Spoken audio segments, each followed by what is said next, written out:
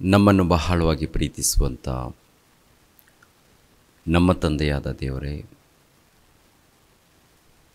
ಸರ್ವಶಕ್ತನಾದಂಥ ನಮ್ಮ ತಂದೆಯೇ, ಸರ್ವೇಶ್ವರನಾದಂಥ ನಮ್ಮ ತಂದೆಯೇ, ವಂದನೆಗಳು, ಸ್ತೋತ್ರಗಳು. ನಿಮ್ಮ ವಾಕ್ಯಗಳನ್ನು ಧ್ಯಾನಿಸುವಾಗ, ಬೋಧಿಸುವಾಗ ತಂದೆ, ಪವಿತ್ರಾತ್ಮರ ಸಹಾಯವನ್ನು ದಯಪಾಲಿಸಿ. ನೇರ ಪ್ರಸಾರದಲ್ಲಿ ಎಷ್ಟು ಮಂದಿ ನಿಮ್ಮ ಮಕ್ಕಳು ನಿಮ್ಮ ವಾಕ್ಯಗಳನ್ನು ಇಷ್ಟಪಟ್ಟು ತಿಳ್ಕೊಳ್ಳೋದಕ್ಕೆ ಸಿದ್ಧರಾಗಿದ್ದಾರೋ ಎಲ್ಲರನ್ನೂ ಆಶೀರ್ವದಿಸಿ. ಯೇಸು ಪವಿತ್ರ ನಾಮದಲ್ಲಿ ಬೇಡ್ತಾ ಇದ್ದೀನಪ್ಪ ತಂದೆಯೇ, ಆಮೇನ್. ಲೋಕರಕ್ಷಕನಾದ ಯೇಸು ಕ್ರಿಸ್ತರ ನಾಮದಲ್ಲಿ ನಿಮ್ಮೆಲ್ಲರಿಗೆ ನನ್ನ ಹೃದಯಪೂರ್ವಕದಿಂದ ವಂದನೆಗಳನ್ನು ತಿಳಿಸ್ತಾ ಇದ್ದೀನಿ. ಮೋಶೆ ಧರ್ಮಶಾಸ್ತ್ರವನ್ನು ತೆಗೆದುಹಾಕುವುದಕ್ಕೆ ಬಂದಿಲ್ಲವೋ? ಪ್ರಿಯರಾದ ದೇವರ ಮಕ್ಕಳಿರ, ಯಾಜಕರು ದೇವರ ಸೇವಕರ, ದೆವ್ವಗಳಿಗೆ ದಾಸರ ಎಂಬ ಅಂಶವನ್ನು ಮಾತನಾಡಿ ಯೂಟ್ಯೂಬ್ನಲ್ಲಿ ಅಪ್ಲೋಡ್ ಮಾಡಿದ್ದೇವೆ. ಅದರಲ್ಲಿ ಒಬ್ಬರು ಅಗಸ್ಟಿನ್ ಎಂಬ ಒಬ್ಬ ಸಹೋದರನು ಒಂದು ಕಾಮೆಂಟ್ ಬಾಕ್ಸ್ನಲ್ಲಿ ಒಂದು ಮೆಸೇಜ್ ಹಾಕಿದ್ದಾರೆ.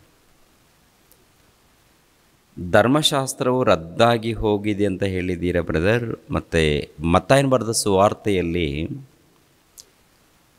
ಮೋಶೆ ಧರ್ಮಶಾಸ್ತ್ರವನ್ನಾಗಲಿ ಪ್ರವಾದಿಗಳ ಗ್ರಂಥವನ್ನಾಗಲಿ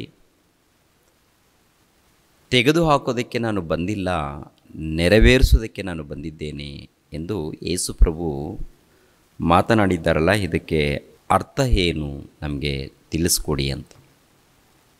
ಅಲ್ಲಿ ಪ್ರಶ್ನೆ ಬರುವಂಥದ್ದು ಸಹಜ. ಅಂದರೆ ಬೈಬಲ್ ಗ್ರಂಥವನ್ನು ಪರಿಶೋಧನೆ ಮಾಡುವಾಗ ಖಂಡಿತವಾಗಿ ಅಲ್ಲಲ್ಲಿ ಪ್ರಶ್ನೆಗಳು ಹುಟ್ಕೊಳ್ಳುತ್ತೆ. ಪ್ರಶ್ನೆಗಳು ಹುಟ್ಟಿಕೊಂಡಾಗ, ನಮ್ಮ ಹೃದಯದಲ್ಲಿ ಪ್ರಶ್ನೆಗಳು ಒಳೆತಾಗ ಸುಮ್ಮನೆ ಆಗಬಾರ್ದು. ಅದಕ್ಕೆ ನಮ್ಮ ವಾಟ್ಸಪ್ ನಂಬರ್ ಕೊಟ್ಟಿರ್ತೀವಿ. ಒಂದು ನೀವು ಮೆಸೇಜ್ ಹಾಕ್ಬೋದು, ವಾಯ್ಸ್ ಮೆಸೇಜ್ ಕನ್ನಡದಲ್ಲಿ ಟೈಪ್ ಮಾಡಿ ಆದರೂ ಹಾಕ್ಬೋದು, ಇಲ್ಲಾಂದರೆ ವಾಯ್ಸ್ ಮೆಸೇಜ್ ಆದರೂ ಹಾಕ್ಬೋದು. ಪ್ರಶ್ನೆ ಇದ್ದಾಗ, ಅರ್ಥ ಆಗಿಲ್ಲ, ಅದರಲ್ಲಿ ಪ್ರಶ್ನೆ ಉಳ್ಕೊಂಡಿದೆ ಅಂದಾಗ ವಾಯ್ಸ್ ಮೆಸೇಜ್ ಇಲ್ಲ ಟೈಪ್ ಮೆಸೇಜ್ ಮಾಡಿ ಕಳಿಸ್ಕೊಟ್ಟಾಗ, ಬಿಡುವಿದ್ದಾಗ, ನಮಗೆ ಬಿಡುವಿದ್ದಾಗ ಖಂಡಿತವಾಗಿ ಅದಕ್ಕೆ ಉತ್ತರ ಕೊಡ್ತೀವಿ ಪ್ರಿಯರೇ. ಕೆಲವರು ಏನು ಮಾಡ್ತಾರಂದರೆ, ತಿಳಿದಿರುವಂಥ ವಿಷಯಗಳು ಸುಮ್ಮನೆ ಕೇಳ್ತಾ ಇರ್ತಾರೆ. ಸುಮ್ಮನೆ ಬೇಡ, ತಿಳಿದುಕೊಳ್ಬೇಕಾದಂಥ ವಿಷಯಗಳನ್ನು ಕೇಳಬೇಕು. ಅಂದರೆ ಎಲ್ಲರಿಗೂ ಉಪಯೋಗವಾದಂಥ ವಿಷಯಗಳು ಎಲ್ಲರಿಗೂ ಉಪಯೋಗವಾಗಬೇಕು.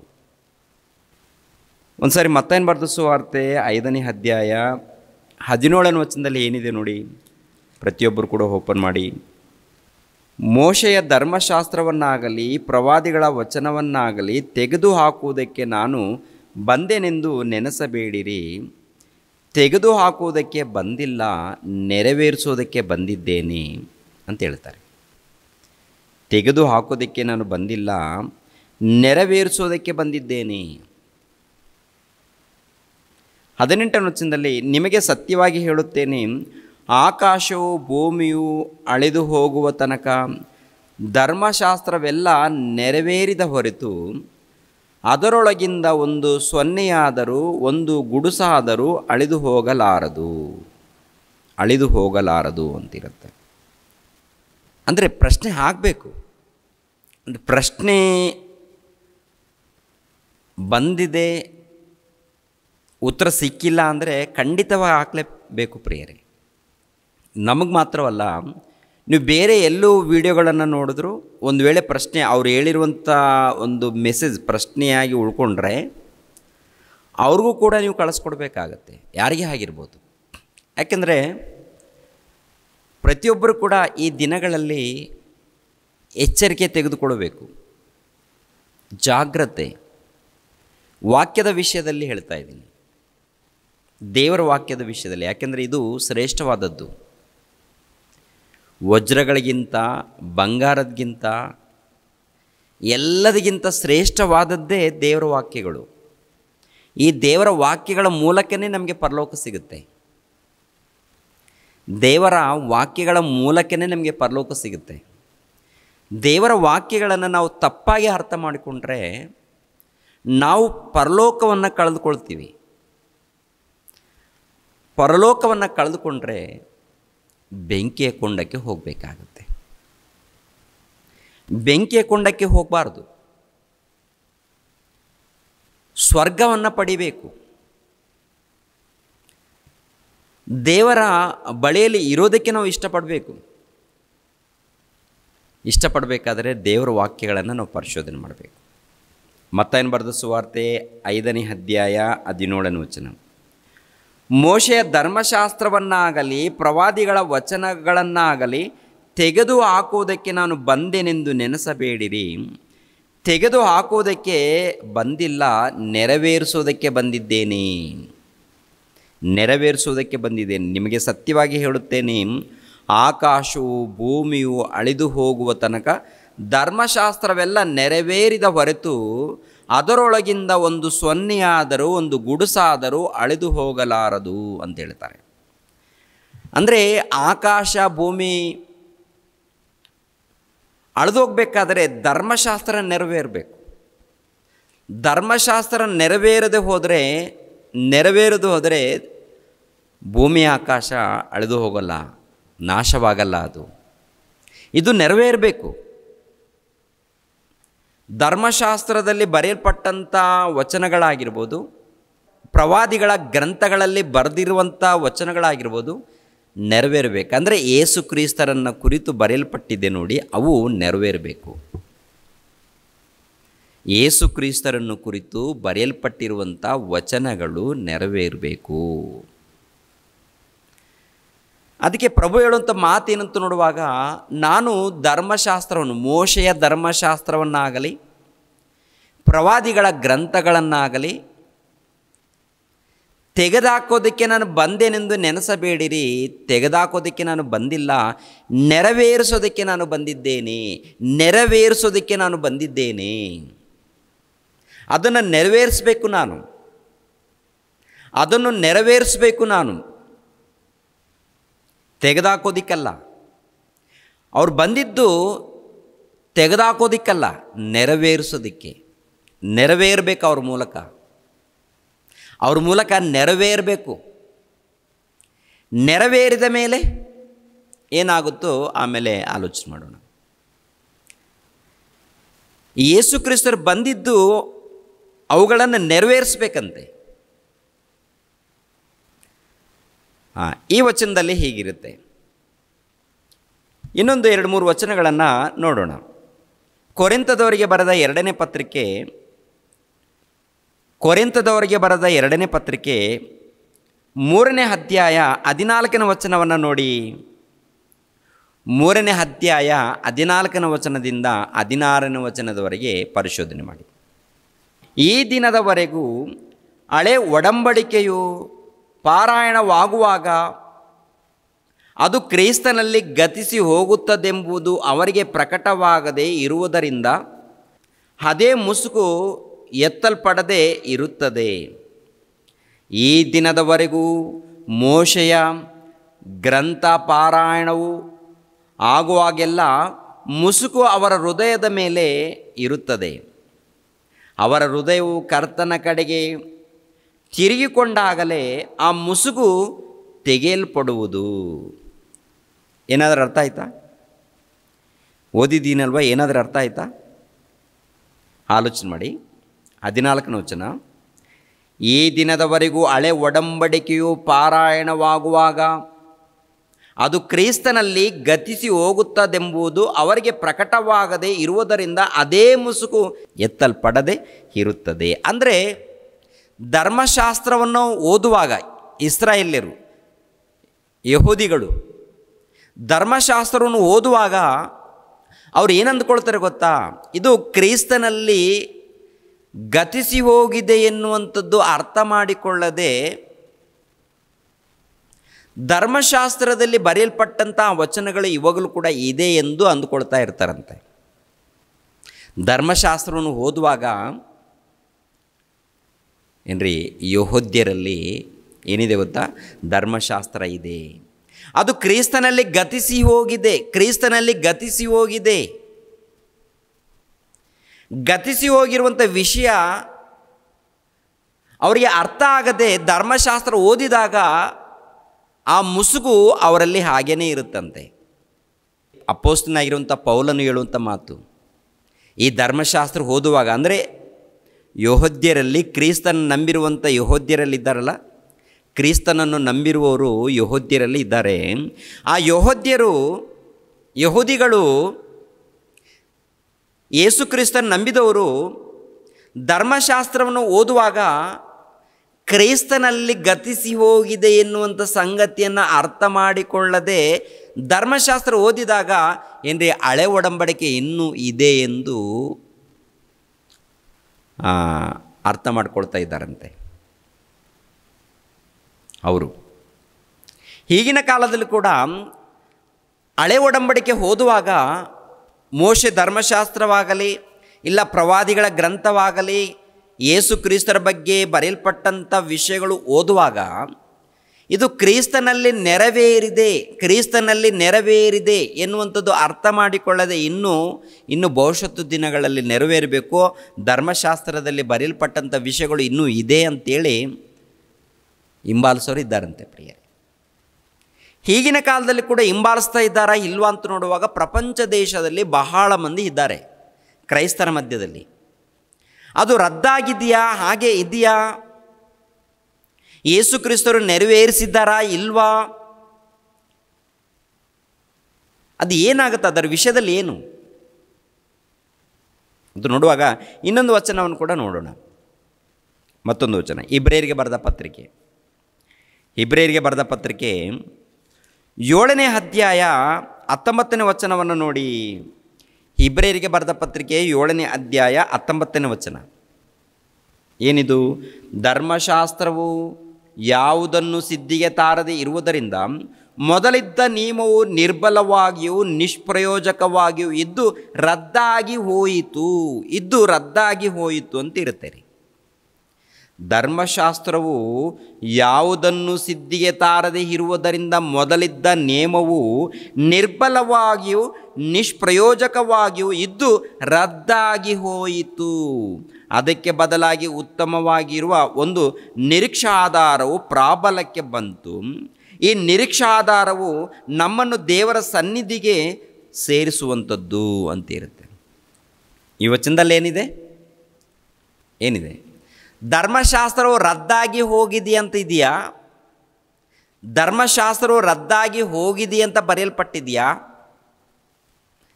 ಅಥವಾ ಏನು ಬರೆಯಲ್ಪಟ್ಟಿದೆ?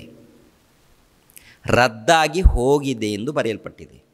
ಕೊರಿಂಥದವರಿಗೆ ಬರೆದ 2ನೇ ಪತ್ರಿಕೆಯಲ್ಲಿ ನೋಡಿದ್ದೇವೆ, 3ನೇ ಅಧ್ಯಾಯ 14ನೇ ವಚನದಲ್ಲಿ ಅದು ಕ್ರಿಸ್ತನಲ್ಲಿ ಗತಿಸಿ ಹೋಗಿದೆ ಎನ್ನುವಂಥ ಸಂಗತಿ ತಿಳಿದುಕೊಳ್ಳದೆ ಮೋಶೆ ಧರ್ಮಶಾಸ್ತ್ರವನ್ನು ಅವರು ಓದುವಾಗ ಆ ಮುಸುಗು ಹಾಗೇ ಇದೆಯಂತೆ. ಅಂದರೆ ಯೇಸು ಕ್ರಿಸ್ತರ ಮೂಲಕ ಇದು ನೆರವೇರಿದೆ ಎಂದು ಅರ್ಥ ಮಾಡಿಕೊಳ್ಳದೆ ಅಪಾರ್ಥ ಮಾಡಿಕೊಂಡು ಧರ್ಮಶಾಸ್ತ್ರದಲ್ಲಿ ಬರೆಯಲ್ಪಟ್ಟಿರುವಂಥ ವಿಷಯಗಳು ಇನ್ನೂ ಇದೆ ಅಂತೇಳಿ ಹಾಗೇ ಪಾಲಿಸ್ತಾ ಇರ್ತಾರಂತೆ. 8ನೇ ಅಧ್ಯಾಯ 7ನೇ ವಚನವನ್ನು ನೋಡಿ. ಅದೇ ಇಬ್ರಿಯರಿಗೆ ಬರೆದ ಪತ್ರಿಕೆ 8ನೇ ಅಧ್ಯಾಯ 7ನೇ ವಚನ. ಆ ಮೊದಲನೆಯ ಒಡಂಬಡಿಕೆಯು ದೋಷವಿಲ್ಲದ್ದಾಗಿದ್ದರೆ 2ನೇ ಒಡಂಬಡಿಕೆಗೆ ಅವಕಾಶ ಇರುತ್ತಿರಲಿಲ್ಲ.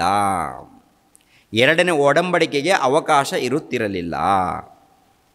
ಅಂದರೆ ಮೊದಲನೇ ಒಡಂಬಡಿಕೆಯು ದೋಷವಿಲ್ಲದ್ದಾಗಿದ್ದರೆ 2ನೇ ಒಡಂಬಡಿಕೆಗೆ ಅವಕಾಶ ಇರುತ್ತಿರಲಿಲ್ಲ. ಏನು ದೋಷ ಇದೆ ಅದು ಕೂಡ ಅರ್ಥ ಮಾಡಿಕೊಳ್ಳೋಣ ವಾಕ್ಯದ ಮೂಲಕ. ಮೊದಲನೇ ಒಡಂಬಡಿಕೆಯಲ್ಲಿ ಏನಿದೆ ಅಂತ ಗೊತ್ತಾಗುತ್ತೆ, ದೋಷ ಇದೆ ಅಂತ ಗೊತ್ತಾಗುತ್ತೆ. ಮೊದಲನೇ ಒಡಂಬಡಿಕೆ ಅಂದರೆ ಧರ್ಮಶಾಸ್ತ್ರ ಏನಾಗಿದೆ ಅಂತ ಗೊತ್ತಾಗಿದೆ, ಈ ವಚನದಲ್ಲಿ ರದ್ದಾಗಿ ಹೋಗಿದೆ ಎಂದು ಗೊತ್ತಾಗಿದೆ. ಆಗಿರುವಾಗ ಯೇಸು ಕ್ರಿಸ್ತರು ಮತ್ತಾಯನ ಬರೆದ ಸುವಾರ್ತೆಯಲ್ಲಿ 5ನೇ ಅಧ್ಯಾಯ 17ನೇ ವಚನದಲ್ಲಿ ಹೇಳ್ತಾರಲ್ವಾ, ನಾನು ಮೋಶೆಯ ಧರ್ಮಶಾಸ್ತ್ರವನ್ನಾಗಲಿ ಪ್ರವಾದಿಗಳ ಗ್ರಂಥವನ್ನಾಗಲಿ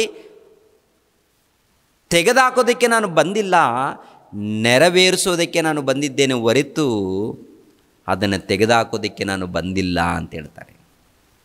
ತೆಗೆದುಹಾಕೋದಕ್ಕೆ ಬಂದಿಲ್ಲ ಅಂತ ಹೇಳಿರುವಂಥ ಪ್ರಭು, ಆ ಪ್ರಭು ಮೂಲಕ ಹೊಸ ಒಡಂಬಡಿಕೆಯಲ್ಲಿ ಏನ್ರಿ ಕೊರಿಂಥದವರಿಗೆ ಬರೆದ 2ನೇ ಪತ್ರಿಕೆಯಲ್ಲೇ ಆಗಿರ್ಬೋದು, ಇಲ್ಲಾಂದರೆ ಇಬ್ರಿಯರಿಗೆ ಬರೆದ ಪತ್ರಿಕೆಯಲ್ಲಿ ಆಗಿರ್ಬೋದು, ಗಲಾತ್ಯದವರಿಗೆ ಬರೆದ ಪತ್ರಿಕೆಯಲ್ಲಿ ಆಗಿರ್ಬೋದು, ರೋಮಾಪುರದವರಿಗೆ ಬರೆದ ಪತ್ರಿಕೆಯಲ್ಲಿ ಆಗಿರ್ಬೋದು, ಅಪೊಸ್ತಲರ ಕೃತ್ಯಗಳಲ್ಲಿ ಆಗಿರ್ಬೋದು, ಅನೇಕ ಸಾರಿ ಧರ್ಮಶಾಸ್ತ್ರವನ್ನು ಕುರಿತು ಮಾತಾಡ್ತಾರೆ. ಧರ್ಮಶಾಸ್ತ್ರವನ್ನು ಕುರಿತು ಅನೇಕ ಸ್ಥಳಗಳಲ್ಲಿರುತ್ತೆ. ಅದನ್ನೆಲ್ಲ ಪರಿಶೋಧನೆ ಮಾಡಬೇಕಾಗುತ್ತೆ ರೀ. ಅಂದರೆ ರದ್ದಾಗಿ ಹೋಗಿದೆ, ಯೇಸು ಕ್ರಿಸ್ತರ ಮೂಲಕ ರದ್ದಾಗಿ ಹೋಗಿದೆ, ಯೇಸು ಕ್ರಿಸ್ತರ ಮೂಲಕ ಅದು ನೆರವೇರಿದೆ, ನೆರವೇರಿದ ಮೇಲೆ ರದ್ದಾಗಿ ಹೋಗಿದೆ ಅಂತೇಳಿ ಅನೇಕ ಸಾರಿ ಇರುತ್ತೆ, ಅಲ್ಲಲ್ಲಿ ಬರೆಯಲ್ಪಟ್ಟಿರುತ್ತೆ. ಅಂದರೆ ಅದನ್ನು ಪರಿಶೋಧನೆ ಮಾಡುವಾಗ ನಮ್ಗೆ ಗೊತ್ತಾಗುತ್ತೆ. ಪರಿಶೋಧನೆ ಮಾಡದೆ ಹೋದರೆ ಅರ್ಥ ಆಗಲ್ಲ ಪ್ರಿಯರಾದ ದೇವ್ರ ಮಕ್ಕಳಿರ. ಪರಿಶೋಧನೆ ಇಲ್ಲದೆ ಹೋದರೆ ಅರ್ಥ ಆಗಲ್ಲ. ಅದನ್ನು ಶೋಧಿಸಬೇಕು, ಅದನ್ನು ಪರಿಶೋಧಿಸಬೇಕು. ಇವಾಗ ನೋಡಿ, ಯೇಸು ಕ್ರಿಸ್ತರು ಹೇಳಿರೋ ಪ್ರಕಾರ ತೆಗೆದುಹಾಕೋದಕ್ಕೆ ಬಂದಿಲ್ಲ, ಅದನ್ನು ನೆರವೇರಿಸೋದಕ್ಕೆ ಬಂದಿದ್ದೇನೆ ಅಂದಾಗ, ಮತ್ತು ಇಬ್ರಿಯರಿಗೆ ಬರೆದ ಪತ್ರಿಕೆಯಲ್ಲಿ, ಕೊರಿಂಥದವರಿಗೆ ಬರೆದ ಪತ್ರಿಕೆಯಲ್ಲಿ ನೋಡುವಾಗ ರದ್ದಾಗಿ ಹೋಗಿದೆ, ಅದು ತೆಗೆದುಹಾಕಿದ್ದಾರೆ ಅಂತ ಬರೆಯಲ್ಪಟ್ಟಿರುತ್ತಲ್ಲ. ಪ್ರಿಯರ ದೇವ್ರ ಮಕ್ಕಳಿರ, ಆದಿಕಾಂಡದಿಂದ ಪ್ರಕಟಣೆ ಗ್ರಂಥದವರೆಗೆ ಬರೆಯಲ್ಪಟ್ಟಂಥ ವಚನಗಳು, ವಾಕ್ಯಗಳಿದೆ ನೋಡಿ, ಅದು ದೇವರ ಮೂಲಕ ಬಂದಂಥ ವಾಕ್ಯಗಳು. ದೇವರ ಮೂಲಕ ಬಂದಂಥ ವಾಕ್ಯಗಳು 2 ರೀತಿಯಲ್ಲಿ ಬರೆಸ್ತಾರ. ಅಂದರೆ ಪೌಲನು ತಪ್ಪೇಳಿದಾನ? ಪೌಲನು ಅಪೊಸ್ತಲನಾಗಿರುವಂಥ ಪೌಲನು ತಪ್ಪಾಗಿ ಹೇಳಿದ್ದಾನ? ಪೌಲನು ತಪ್ಪಾಗಿ ಹೇಳಿದ್ರೆ ಆ ಮಾತು ದೇವರದು ಅಲ್ಲ. ದೇವ್ರದ್ದು ಅಲ್ಲದೆ ಹೋದರೆ ಬೈಬಲ್ ಗ್ರಂಥದಲ್ಲಿ ಬರೆಯಲ್ಪಟ್ಟಿರುವಂಥ ಕೊರಿಂಥದವರಿಗೆ ಬರೆದ ಪತ್ರಿಕೆ ಆಗಿರ್ಬೋದು, ರೋಮಾಪುರದವರಿಗೆ ಬರೆದ ಪತ್ರಿಕೆಗಳಾಗಿರ್ಬೋದು, ಈ ಪೌಲನು ಎಲ್ಲೆಲ್ಲಿ ಬರೆದಿದ್ದಾನೋ ಅದೆಲ್ಲ ತಪ್ಪಾದರೆ ಬೈಬಲೆಲ್ಲ ಕೂಡ ತಪ್ಪಾಗುತ್ತೆ ರೀ. ಬೈಬಲ್ ತಪ್ಪಾಗಿದೆಯಾ? ಬೈಬಲ್ ಗ್ರಂಥ ಯಾರ ಮೂಲಕ ಬರೆಯಲ್ಪಟ್ಟಿದೆ? ಯಾರ ಮೂಲಕ? ತಂದೆಯಾದ ದೇವರು ಪವಿತ್ರಾತ್ಮನ ಮೂಲಕ ಬರೆಸಿರುವಂಥದ್ದು. ತಂದೆಯಾದ ದೇವರು ಪವಿತ್ರಾತ್ಮನನ್ನು ಕಳಿಸಿಕೊಟ್ಟು, ಅಂದರೆ ಭಕ್ತರ ಹೃದಯದಲ್ಲಿ ಕಳಿಸಿಕೊಟ್ಟು, ಈ ಭಕ್ತರ ಮೂಲಕ ದೇವರು ಬರೆಸಿದ್ದಾರೆ. ಬರೆದದ್ದು ಮನುಷ್ಯರು, ಆ ಮನುಷ್ಯರಲ್ಲಿ ಭಕ್ತರು, ಅವರ ಹೃದಯದಲ್ಲಿ ಯಾರಿದ್ದಾರೆ ಅಂತ ನೋಡುವಾಗ ಪವಿತ್ರಾತ್ಮನ ಪ್ರೇರಣೆಯಿಂದ ಬರೆದಿದ್ದಾರೆ. ಆದಿಕಾಂಡ ಮೊದಲುಗೊಂಡು ಪ್ರಕಟಣೆ ಗ್ರಂಥದವರೆಗೆ. ಒಂದೊಂದು ಸಾರಿ ಪ್ರಿಯರಾದ ದೇವ್ರ ಮಕ್ಕಳಿರ 2 ರೀತಿಯಲ್ಲಿ ಇರುತ್ತೆ. ಹಳೆ ಒಡಂಬಡಿಕೆಯಲ್ಲಿ ಒಂದು ರೀತಿಯಲ್ಲಿ, ಹೊಸ ಒಡಂಬಡಿಕೆಯಲ್ಲಿ ಒಂದು ರೀತಿಯಲ್ಲಿ ಬರೆಯಲ್ಪಟ್ಟಿರುತ್ತೆ. ಬರೆಯಲ್ಪಟ್ಟಾಗ ಅಲ್ಲಿ ಯಾಕೆ ಬರೆಯಲ್ಪಟ್ಟಿದೆ, ಉದ್ದೇಶವೇನು, ಇಲ್ಲಿ ಯಾರು ಮಾತನಾಡಿದ್ದಾರೆ, ಯಾವಾಗ ಮಾತನಾಡಿದ್ದಾರೆ, ಈ ಕಾಲ ಯಾವಾಗ, ಅದು ಗೊತ್ತಾಗಬೇಕು ನಮಗೆ. ಅದು ಗೊತ್ತಾಗಬೇಕು ಪ್ರಿಯರಾದ ದೇವ್ರ ಮಕ್ಕಳಿರ. ಗೊತ್ತಾಗದು ಹೋದರೆ ತಪ್ಪು ಅರ್ಥ ಮಾಡ್ಕೊಳ್ಬೇಕಾಗತ್ತೆ, ತಪ್ಪಾಗಿ. ಗಮನಿಸ್ರಿ ಪ್ರಿಯರೇ. ಇವು ನೋಡಿ, ಯೇಸು ಕ್ರಿಸ್ತರು ಸುವಾರ್ತೆ ಮಾಡಿದ್ದಾರೆ. 3.5 ವರ್ಷ ಸುವಾರ್ತೆ ಮಾಡಿ ಮರಣ ಹೊಂದಿ ಸಮಾಧಿ ಮಾಡಲ್ಪಟ್ಟು 3ನೇ ದಿನದಲ್ಲಿ ಎದ್ದು ಬಂದು ಪರಲೋಕಕ್ಕೆ ಹೋಗಿದ್ದಾರೆ. ಕೆಲವು ದಿನಗಳು, ಅಂದರೆ ಸುಮಾರು 40 ದಿನಗಳು ಮತ್ತೆ ಅವರ ಮಧ್ಯದಲ್ಲಿ ಕಾಣಿಸಿಕೊಂಡು ಅನೇಕ ವಿಷಯಗಳನ್ನು ಅವರಿಗೆ ತಿಳಿಸಿ ಪರಲೋಕಕ್ಕೆ ಹೋಗ್ತಾರೆ. ಯಾವಾಗ? ಕ್ರಿಸ್ತ ಶಕ 33ರಲ್ಲಿ. ಓಕೆನಾ? ಇವಾಗ ಕ್ರಿಸ್ತ ಶಕ 33ರಲ್ಲಿ ಹೇಳಿ ಹೋಗಿರುವಾಗ ಅಪೊಸ್ತಲನಾಗಿರುವಂಥ ಪೌಲನ ಚರಿತ್ರೆ ಯಾವಾಗ ಪ್ರಾರಂಭವಾಗುತ್ತೆ? ಕ್ರಿಸ್ತ ಶಕ ಕೆಲವು 40ರಲ್ಲಿ. ಹಾಗೆ ಕೆಲವು ವರ್ಷಗಳಾದಮೇಲೆ, ಅಂದರೆ ಯೇಸು ಕ್ರಿಸ್ತರು ಹೊರಟೋದ್ಮೇಲೆ ಅಪೊಸ್ತಲರು ಸುವಾರ್ತೆ ಪ್ರಾರಂಭ ಮಾಡ್ತಾರೆ. ಅಪೊಸ್ತಲರು ಸುವಾರ್ತೆ ಪ್ರಾರಂಭ ಮಾಡಿದ ಮೇಲೆ ಕೆಲವು ವರ್ಷಗಳಾದ ಮೇಲೆ ಪೌಲನ ಇತಿಹಾಸ ಪ್ರಾರಂಭವಾಗುತ್ತೆ. ಕೊರಿಂಥದವರಿಗೆ ಬರೆದ 2ನೇ ಪತ್ರಿಕೆಯನ್ನು ನೋಡುವಾಗ ಏನ್ರಿ, ಅದಾಗಿರ್ಬೋದು, ಗಲಾತ್ಯದವರಿಗೆ ಬರೆದ ಪತ್ರಿಕೆ ಆಗಿರ್ಬೋದು, ಇಲ್ಲಾಂದರೆ ಇಬ್ರಿಯರಿಗೆ ಬರೆದ ಪತ್ರಿಕೆಗಳಾಗಿರ್ಬೋದು, ಅಪೊಸ್ತಲನಾಗಿರುವಂಥ ಪೌಲನು ಬರೆದಿದ್ದಾರೆ. ಯಾವಾಗ ಬರೆದಿದ್ದಾರೆ? ಕ್ರಿಸ್ತ ಶಕ 50ರಿಂದ ಕ್ರಿಸ್ತ ಶಕ 70 ಒಳಗಡೆ ಅವರು ಇರುವಂಥ ಜೀವಿತ ಕಾಲದಲ್ಲಿ ಅನೇಕ ಪತ್ರಿಕೆಗಳನ್ನು ಬರೆದಿದ್ದಾರೆ ಪ್ರಿಯರೇ. ಯೇಸು ಕ್ರಿಸ್ತರು ಮಾತನಾಡಿರುವಂಥ ಮಾತು ಕ್ರಿಸ್ತ ಶಕ 33ರಲ್ಲಿ. ಅವರು ಹೊರಟೋದ ಮೇಲೆ ಕೆಲವು ವರ್ಷಗಳ ಆದಮೇಲೆ ಅಪೊಸ್ತಲನಾಗಿರುವಂಥ ಪೌಲನು ಬರ್ತಾನೆ, ಬಂದು ಸುವಾರ್ತೆ ಪ್ರಾರಂಭ ಮಾಡ್ತಾನೆ. ಮತ್ತು ಅಪೊಸ್ತಲನಾಗಿರುವಂಥ ಪೌಲನು ಮಾತಾಡಿದರು, ಇಲ್ಲಾಂದರೆ ಅಪೊಸ್ತಲರು ಮಾತಾಡಿದರು, ಇಲ್ಲ ಪ್ರವಾದಿಗಳು ಮಾತಾಡಿದರು. ಇವರೆಲ್ಲರೂ ಹೇಗೆ ಮಾತಾಡಿದ್ದಾರೆ, ಯಾರ ಮೂಲಕ ಮಾತಾಡಿದ್ದಾರೆ ಅಂತ ನೋಡುವಾಗ ಪೇತ್ರನು ಬರೆದ 2ನೇ ಪತ್ರಿಕೆ 1ನೇ ಅಧ್ಯಾಯ 20ನೇ ವಚನವನ್ನು ನೋಡಿ ಪ್ರಿಯರಾದ ದೇವರ ಮಕ್ಕಳಿಗೆ. 20ನೇ ವಚನವನ್ನು, ಶಾಸ್ತ್ರದಲ್ಲಿರುವ ಯಾವ ಪ್ರವಾದನ ವಾಕ್ಯವು ಕೇವಲ ಮನುಷ್ಯ ಬುದ್ಧಿಯಿಂದ ವಿವರಿಸತಕ್ಕಂಥದ್ದಲ್ಲವೆಂಬುದನ್ನು ಮುಖ್ಯವಾಗಿ ತಿಳಿದುಕೊಳ್ಳಿರಿ. ಯಾಕೆಂದರೆ ಯಾವ ಪ್ರವಾದನೆಯು ಎಂದು ಮನುಷ್ಯರ ಚಿತ್ತದಿಂದ ಉಂಟಾಗಲಿಲ್ಲ. ಮನುಷ್ಯರು ಪವಿತ್ರಾತ್ಮ ಪ್ರೇರಿತರಾಗಿ ದೇವರಿಂದ ಹೊಂದಿದ್ದನ್ನೇ ಮಾತನಾಡಿದರು. ಅಂದರೆ ಭಕ್ತರೆಲ್ಲರೂ ಕೂಡ ಪವಿತ್ರಾತ್ಮನ ಪ್ರೇರಣೆಯಿಂದ ಮಾತನಾಡಿದ್ದಾರೆ, ಎರಡನೇದಾಗಿ ಬರೆದಿದ್ದಾರೆ. ಆಗಿರುವಾಗ ಪ್ರಿಯರಾದ ದೇವರ ಮಕ್ಕಳಿರ, ಕೊರಿಂಥದವರಿಗೆ ಬರೆದ 2ನೇ ಪತ್ರಿಕೆಯಲ್ಲಿ ನೋಡಿದ್ದೀವಲ್ವ, ಯೇಸು ಕ್ರಿಸ್ತರ ಮೂಲಕ ಅದು ಗತಿಸಿ ಹೋಗಿದೆ, ರದ್ದಾಗಿ ಹೋಗಿದೆ, ಅದಕ್ಕಿಂತ ಶ್ರೇಷ್ಠವಾದಂಥ ಉತ್ತಮವಾದಂಥ ಒಡಂಬಡಿಕೆ ಬಂದಿದೆ. ಯಾವ ರೀತಿ ನಡೆದಿದೆ, ಯಾವ ರೀತಿ ಸುವಾರ್ತೆ ನಡೆದಿದೆ, ಯಾವ ರೀತಿ ಧರ್ಮಶಾಸ್ತ್ರವನ್ನು ಅವರು ನೆರವೇರಿಸಿದ್ದಾರೆ ಏನೋಂಥದ್ದು ಇವಾಗ ನಾವು ಯೋಚನೆ ಮಾಡಬೇಕಾಗತ್ತೆ. ಯೇಸು ಕ್ರಿಸ್ತರು ಧರ್ಮಶಾಸ್ತ್ರವನ್ನು ನೆರವೇರಿಸಿದ್ದಾರಾ ಇಲ್ವಾ? ಯೇಸು ಕ್ರಿಸ್ತರು ಧರ್ಮಶಾಸ್ತ್ರವನ್ನು, ಮೋಶೆಯ ಧರ್ಮಶಾಸ್ತ್ರವನ್ನಾಗಲಿ ಪ್ರವಾದಿಗಳ ಗ್ರಂಥವನ್ನಾಗಲಿ ನೆರವೇರಿಸಿದ್ದಾರಾ ಇಲ್ವಾ ಎನ್ನುವಂಥದ್ದು ಮೊದಲನೇದಾಗಿ ತಿಳ್ಕೊಳ್ಬೇಕು. ನೆರವೇರಿಸಿದ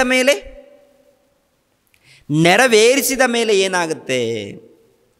ಹೊಸ ಒಡಂಬಡಿಕೆ ಪ್ರಾರಂಭವಾಗುತ್ತೆ.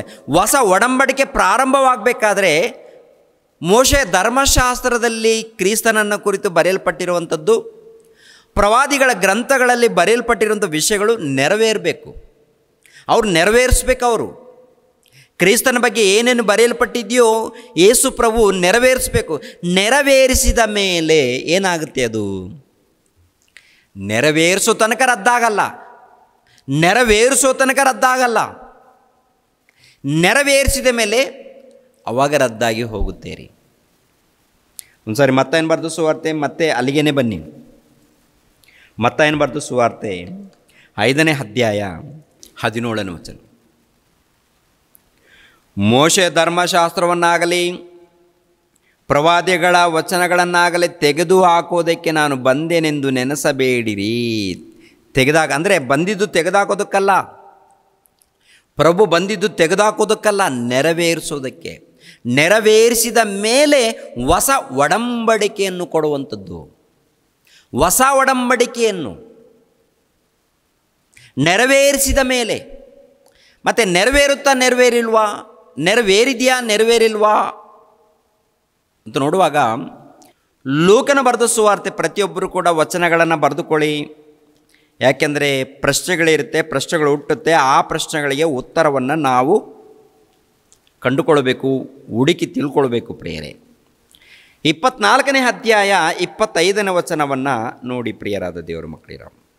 25ನೇ ವಚನ, ಎಲ್ಲ ಬುದ್ಧಿ ಇಲ್ಲದವರೇ, ಪ್ರವಾದಿಗಳು ಹೇಳಿದ್ದೆಲ್ಲವನ್ನು ನಂಬುವುದರಲ್ಲಿ ಮಂದ ಹೃದಯರೇ, ಕ್ರಿಸ್ತನು ಇಂಥ ಶ್ರಮೆಗಳನ್ನು ಅನುಭವಿಸಿ ತನ್ನ ಮಹಾಪದವಿಗೆ ಸೇರುವುದು ಅಗತ್ಯವಾಗಿತ್ತಲ್ಲವೇ ಎಂದು ಹೇಳಿ, ಮೋಶೆಯ ಮತ್ತು ಎಲ್ಲ ಪ್ರವಾದಿಗಳ ಗ್ರಂಥಗಳು ಮೊದಲುಗೊಂಡು ಸಮಸ್ತ ಗ್ರಂಥಗಳಲ್ಲಿ ತನ್ನ ವಿಷಯವಾಗಿರುವ ಸೂಚನೆಗಳನ್ನು ಅವರಿಗೆ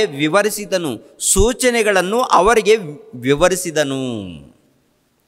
ಅಂದರೆ ಮೋಶೆಯ ಧರ್ಮಶಾಸ್ತ್ರದಲ್ಲಿ ಆಗಿರ್ಬೋದು, ಪ್ರವಾದಿಗಳ ಗ್ರಂಥಗಳಲ್ಲಿ ಆಗಿರ್ಬೋದು, ಆತನನ್ನು ಕುರಿತು ಬರೆಯಲ್ಪಟ್ಟಿರುವಂಥ ವಿಷಯಗಳನ್ನು ಸೂಚಿಸಿ ಬೋಧಿಸಿದ್ದಾನಂತೆ.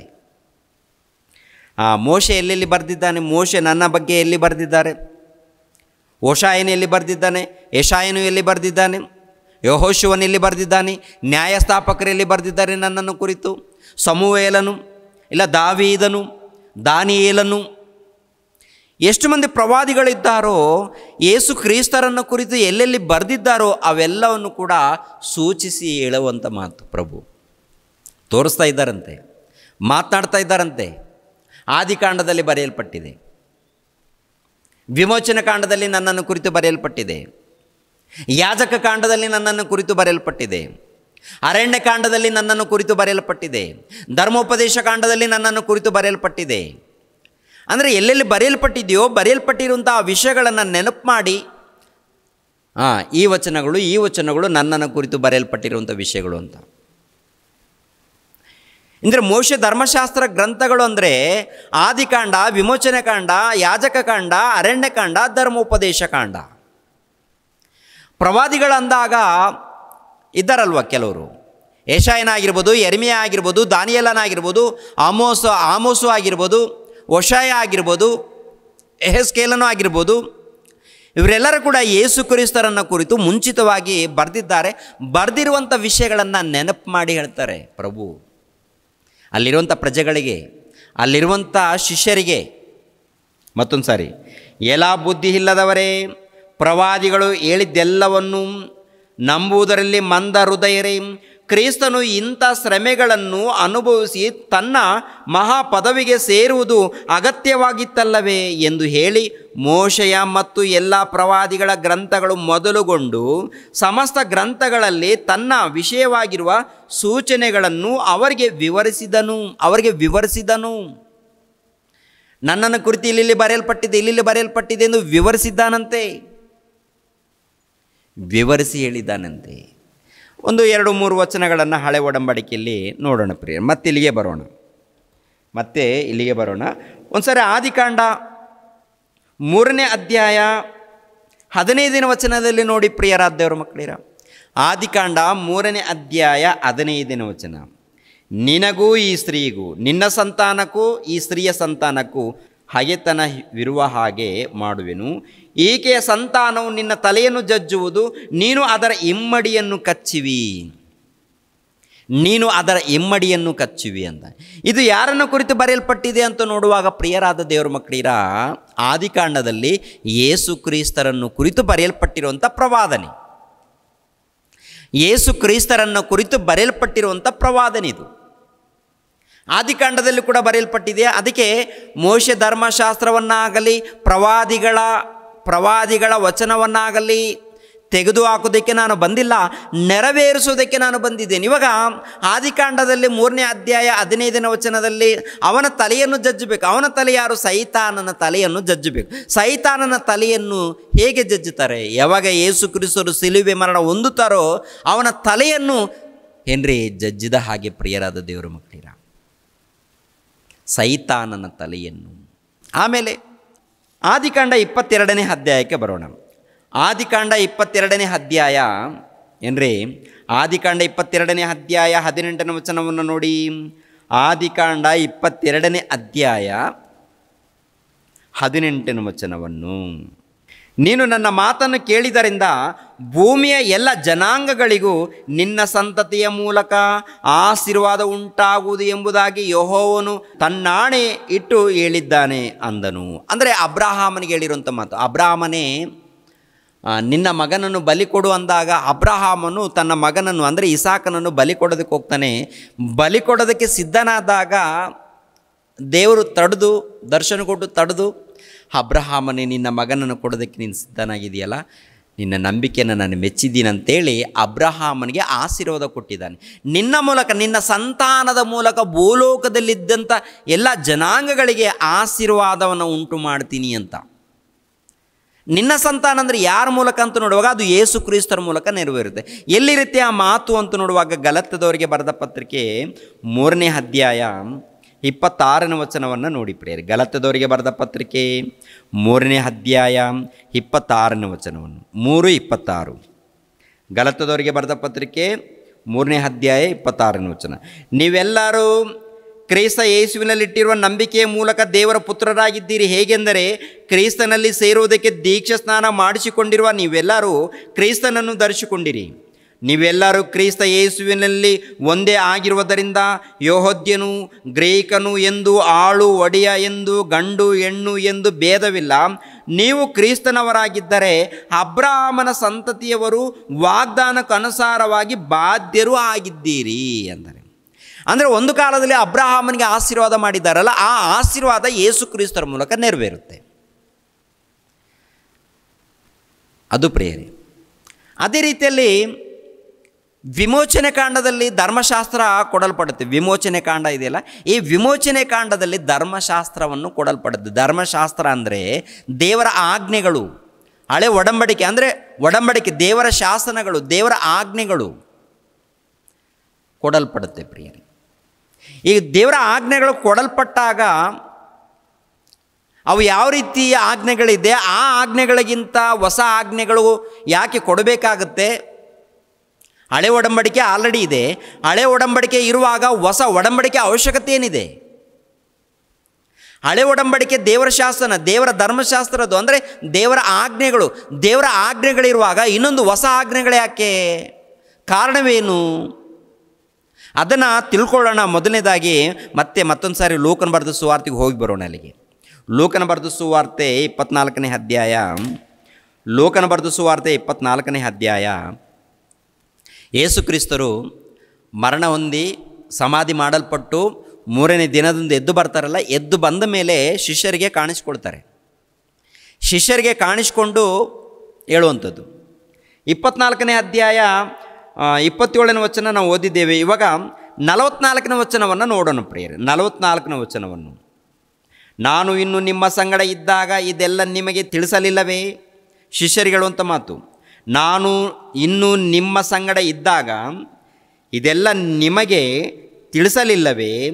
ನನ್ನ ವಿಷಯವಾಗಿ ಮೋಶೆಯ ಧರ್ಮಶಾಸ್ತ್ರದಲ್ಲಿಯೂ ಪ್ರವಾದಿಗಳ ಗ್ರಂಥಗಳಲ್ಲಿಯೂ ಕೀರ್ತನೆಗಳಲ್ಲಿಯೂ ಬರೆದಿರುವುದೆಲ್ಲ ನೆರವೇರುವುದು ಅಗತ್ಯವೆಂದು ನಿಮಗೆ ಹೇಳಲಿಲ್ಲವೇ ಅಂದನು. ನೆರವೇರುವಂಥದ್ದು ಅಗತ್ಯವಾಗಿದೆಯಲ್ಲ, ನೆರವೇರುವಂಥದ್ದು ಅಂದರೆ ಪ್ರವಾದಿಗಳ ಗ್ರಂಥಗಳಲ್ಲಾಗಿರ್ಬೋದು, ಮೋಶೆಯ ಧರ್ಮಶಾಸ್ತ್ರದಲ್ಲಿ ಆಗಿರ್ಬೋದು, ಕೀರ್ತನೆ ಗ್ರಂಥಗಳಲ್ಲಿ ಆಗಿರ್ಬೋದು, ನನ್ನ ಬಗ್ಗೆ ಬರೆಯಲ್ಪಟ್ಟಿದೆ, ಅವು ನೆರವೇರಬೇಕಲ್ವ? ಅದು ನೆರವೇರಿದೆ ಅಂತ ಹೇಳ್ತಾರೆ. ಅದನ್ನು ಹೇಳೋದಕ್ಕೇ ಇದನ್ನು ತಿಳಿಸುವಂಥದ್ದು, ಈ ಮಾತುಗಳನ್ನು ಬರೆಸುವಂಥದ್ದು ಪ್ರಿಯರಾದ ದೇವರ ಮಕ್ಕಳಿರ. 45 ನೋಡಿ. ಆಮೇಲೆ ಅವರು ಶಾಸ್ತ್ರ ವಚನಗಳನ್ನು ತಿಳಿದುಕೊಳ್ಳುವಂತೆ ಆತನು ಅವರ ಬುದ್ಧಿಯನ್ನು ತೆರೆದನು. ಅವರ ಬುದ್ಧಿಯನ್ನು ತೆರೆದನು.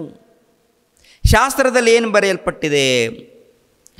ಲೋಕರಕ್ಷಕನು, ಪಾಪ ವಿಮೋಚಕನು, ಒಬ್ಬ ಅರಸನು, ಮೆಸ್ಸಯ್ಯನು, ಅಭಿಷಕ್ತನು ಬರ್ತಾರೆ. ದೇವರ ರಾಜ್ಯ ಸ್ಥಾಪನೆಯಾಗತ್ತೆ. ದೇವರ ರಾಜ್ಯ ಸ್ಥಾಪನೆಯಾಗುತ್ತೆ. ಅವರು ಮರಣ ಹೊಂದುತ್ತಾರೆ. ಅವರು ಸಿಲುಬೆ ಮರಣ ಹೊಂದುತ್ತಾರೆ. ಅನೇಕ ಶ್ರಮೆಗಳನ್ನು ಅನುಭವಿಸ್ತಾರೆ. ಅವರು ನಮ್ಮ ಪಾಪಗಳಿಗಾಗಿ ಅವರು ಶ್ರಮೆಗಳನ್ನು ಅನುಭವಿಸ್ತಾರೆ. ಅವರ ಜನನ ಆಗಿರ್ಬೋದು. ಅವರು ಏನ್ರಿ ಪ್ರಿಯರಾದ ದೇವರ ಮಕ್ಕಳಿರ, ಅವರು ಯಾವ ಪ್ರಾಂತದಲ್ಲಿ ಅವರು ಜನ್ಮಿಸಬೇಕು, ಎಂಥವ್ರ ಕುಟುಂಬದಲ್ಲಿ ಅವರು ಜನ್ಮಿಸಬೇಕು, ಆ ಪ್ರಾಂತ ಹೆಸರು ಹೇಳಿದ್ದಾರೆ. ಯಾವ ಕುಟುಂಬದಲ್ಲಿ ಜನ್ಮಿಸ್ತಾರೋ ಅವರ ಹೆಸರನ್ನು ಕೂಡ ಹೇಳಿದ್ದಾರೆ. ಅವರನ್ನು ಕೂಡ ಅದೇ ಪ್ರಕಾರ ಅವರು ಸುವಾರ್ತೆ ಎಲ್ಲೆಲ್ಲಿ ಸುವಾರ್ತೆ ಮಾಡ್ತಾರೋ, ಯಾವ ರೀತಿ ಸುವಾರ್ತೆ ಮಾಡ್ತಾರೋ, ಇವೆಲ್ಲವೂ ಕೂಡ ಹಳೆ ಒಡಂಬಡಿಕೆಯಲ್ಲಿ ಬರೆಯಲ್ಪಟ್ಟಿದೆಯಾ ಇಲ್ಲೋ ಪ್ರಿಯರೇ? ಯೆಶಾಯ ಗ್ರಂಥದಲ್ಲಿ ಬರೆಯಲ್ಪಟ್ಟಂಥ ವಿಷಯವು ನೆರವೇರಿತು. ಯೆರೆಮೀಯ ಗ್ರಂಥದಲ್ಲಿ ಬರೆಯಲ್ಪಟ್ಟಿರುವಂಥ ವಿಷಯಗಳು ನೆರವೇರಿತು. ಜಕರಿಯ ಗ್ರಂಥದಲ್ಲಿ ಬರೆಯಲ್ಪಟ್ಟಿರುವಂಥ ವಿಷಯಗಳು ನೆರವೇರಿದವು ಅಂಥೇಳಿ ಅನೇಕ ಸಾರಿ ಅಲ್ಲೆಲ್ಲಿ ಪರಿಚಯ ಮಾಡ್ತಾ ಇರ್ತಾರೆ ಪ್ರಭು. ಮೋಶೆ ಗ್ರಂಥದಲ್ಲಿ ಬರೆಯಲ್ಪಟ್ಟಿರುವಂಥದ್ದು ನೆರವೇರಿತು ಅಂತೇಳಿ. ಎಷ್ಟು ವಚನಗಳಿದೆ ಪ್ರಿಯರಾದ ದೇವರ ಮಕ್ಕಳಿರ. ಪ್ರತಿಯೊಬ್ಬರು ಕೂಡ ಪರಿಶೋಧನೆ ಮಾಡಿ, ಅಂದರೆ ದೇವರ ವಾಕ್ಯಗಳನ್ನು ಇದ್ದದ್ದು ಇದ್ದ ಹಾಗೆ ಹೇಳದು ಹೋದರೆ ನಾನು ಶಾಪಗ್ರಸ್ತನಾಗ್ತೀನಿ. ಆ ಭಯ ನನಗಿದೆ. ದೇವರಂದರೆ ಭಯ ಇದೆ. ವಾಕ್ಯಕ್ಕೆ ವಿರುದ್ಧವಾಗಿ ನಾನು ಬೋಧನೆ ಮಾಡಿದ್ರೆ ಬೆಂಕಿಯ ಕೊಂಡಕ್ಕೆ ಹೋಗ್ತೀನಿ ಅಂತ ಭಯ ಇದೆ. ಯಾಕೆಂದರೆ ಪರಿಶೋಧನೆ ಮಾಡಿ ಹೇಳಬೇಕು. ವಾಕ್ಯಗಳನ್ನು ಶೋಧಿಸಬೇಕು, ವಾಕ್ಯಗಳನ್ನು ಪರಿಶೋಧನೆ ಮಾಡಬೇಕು.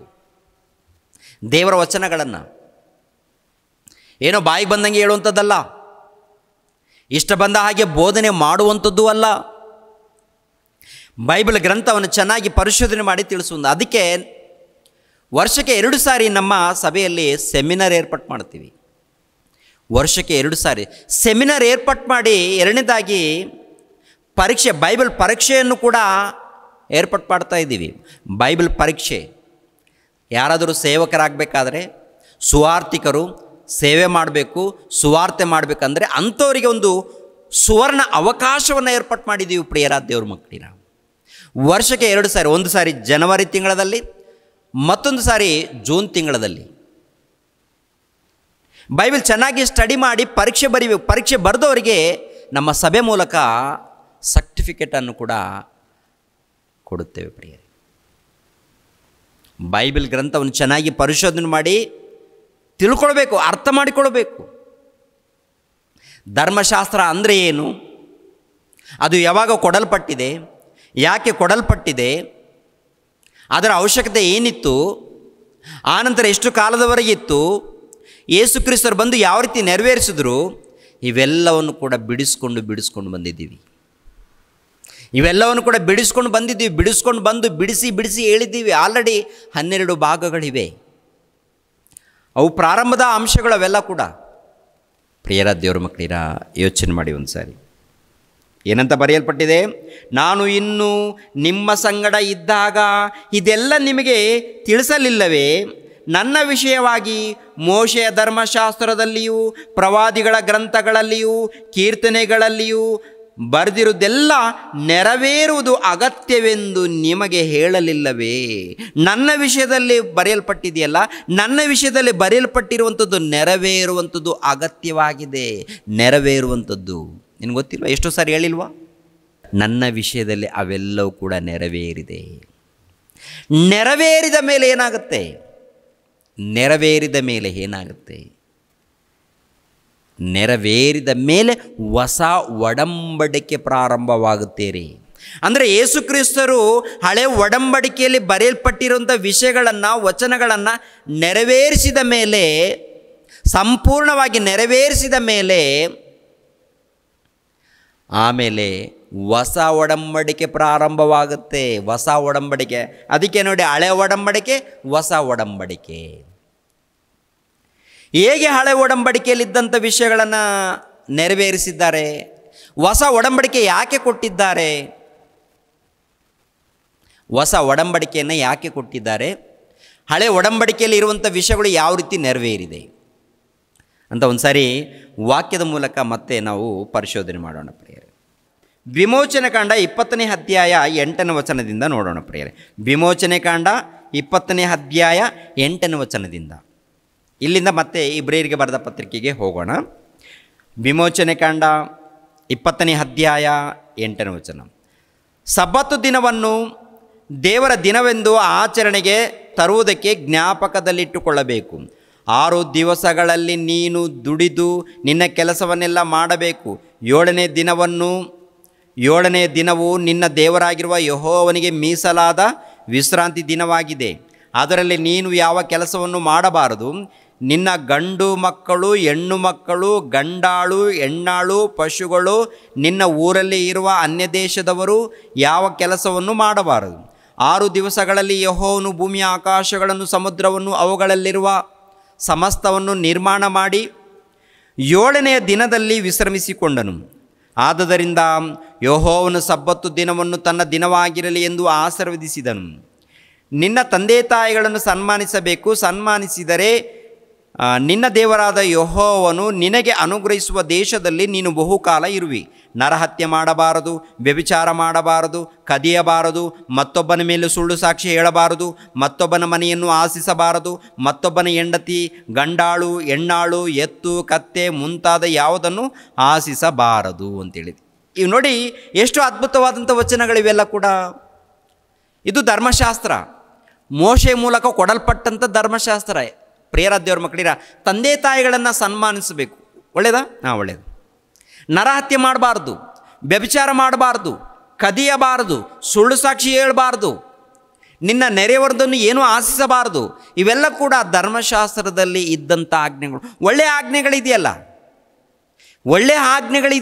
ಇಂಥ ಆಜ್ಞೆಗಳು ಬಿಟ್ಟು ಮತ್ತೆ ಬೇರೆ ಆಜ್ಞೆಗಳು ಬೇಕಾ? ಇನ್ನು ಹೊಸ ಒಡಂಬಡಿಕೆ ಬೇಕಾ? ಆಲ್ರೆಡಿ ಮೋಸೆಯ ಮೂಲಕ ಕೊಡಲ್ಪಟ್ಟಂಥ ಆಜ್ಞೆಗಳು ನೋಡುವಾಗ ಒಳ್ಳೆ ಒಳ್ಳೆ ಆಜ್ಞೆಗಳೇ ಇದೆಯಲ್ವ ಪ್ರಿಯರೇ?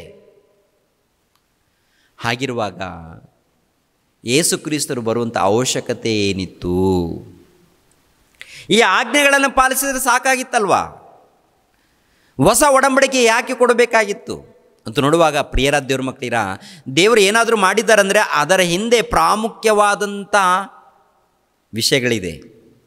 ಯಾಕೆಂದರೆ ಹಳೆ ಒಡಂಬಡಿಕೆ ಇದೆ ನೋಡಿ, ಇದು ಕೇವಲ ಇಸ್ರಾಯೇಲರಿಗೆ ಮಾತ್ರ ಕೊಡಲ್ಪಟ್ಟಿದೆ. ಮತ್ತು ಹೊರಗಡೆ ಅನ್ಯರಿದ್ದಾರಲ್ಲ,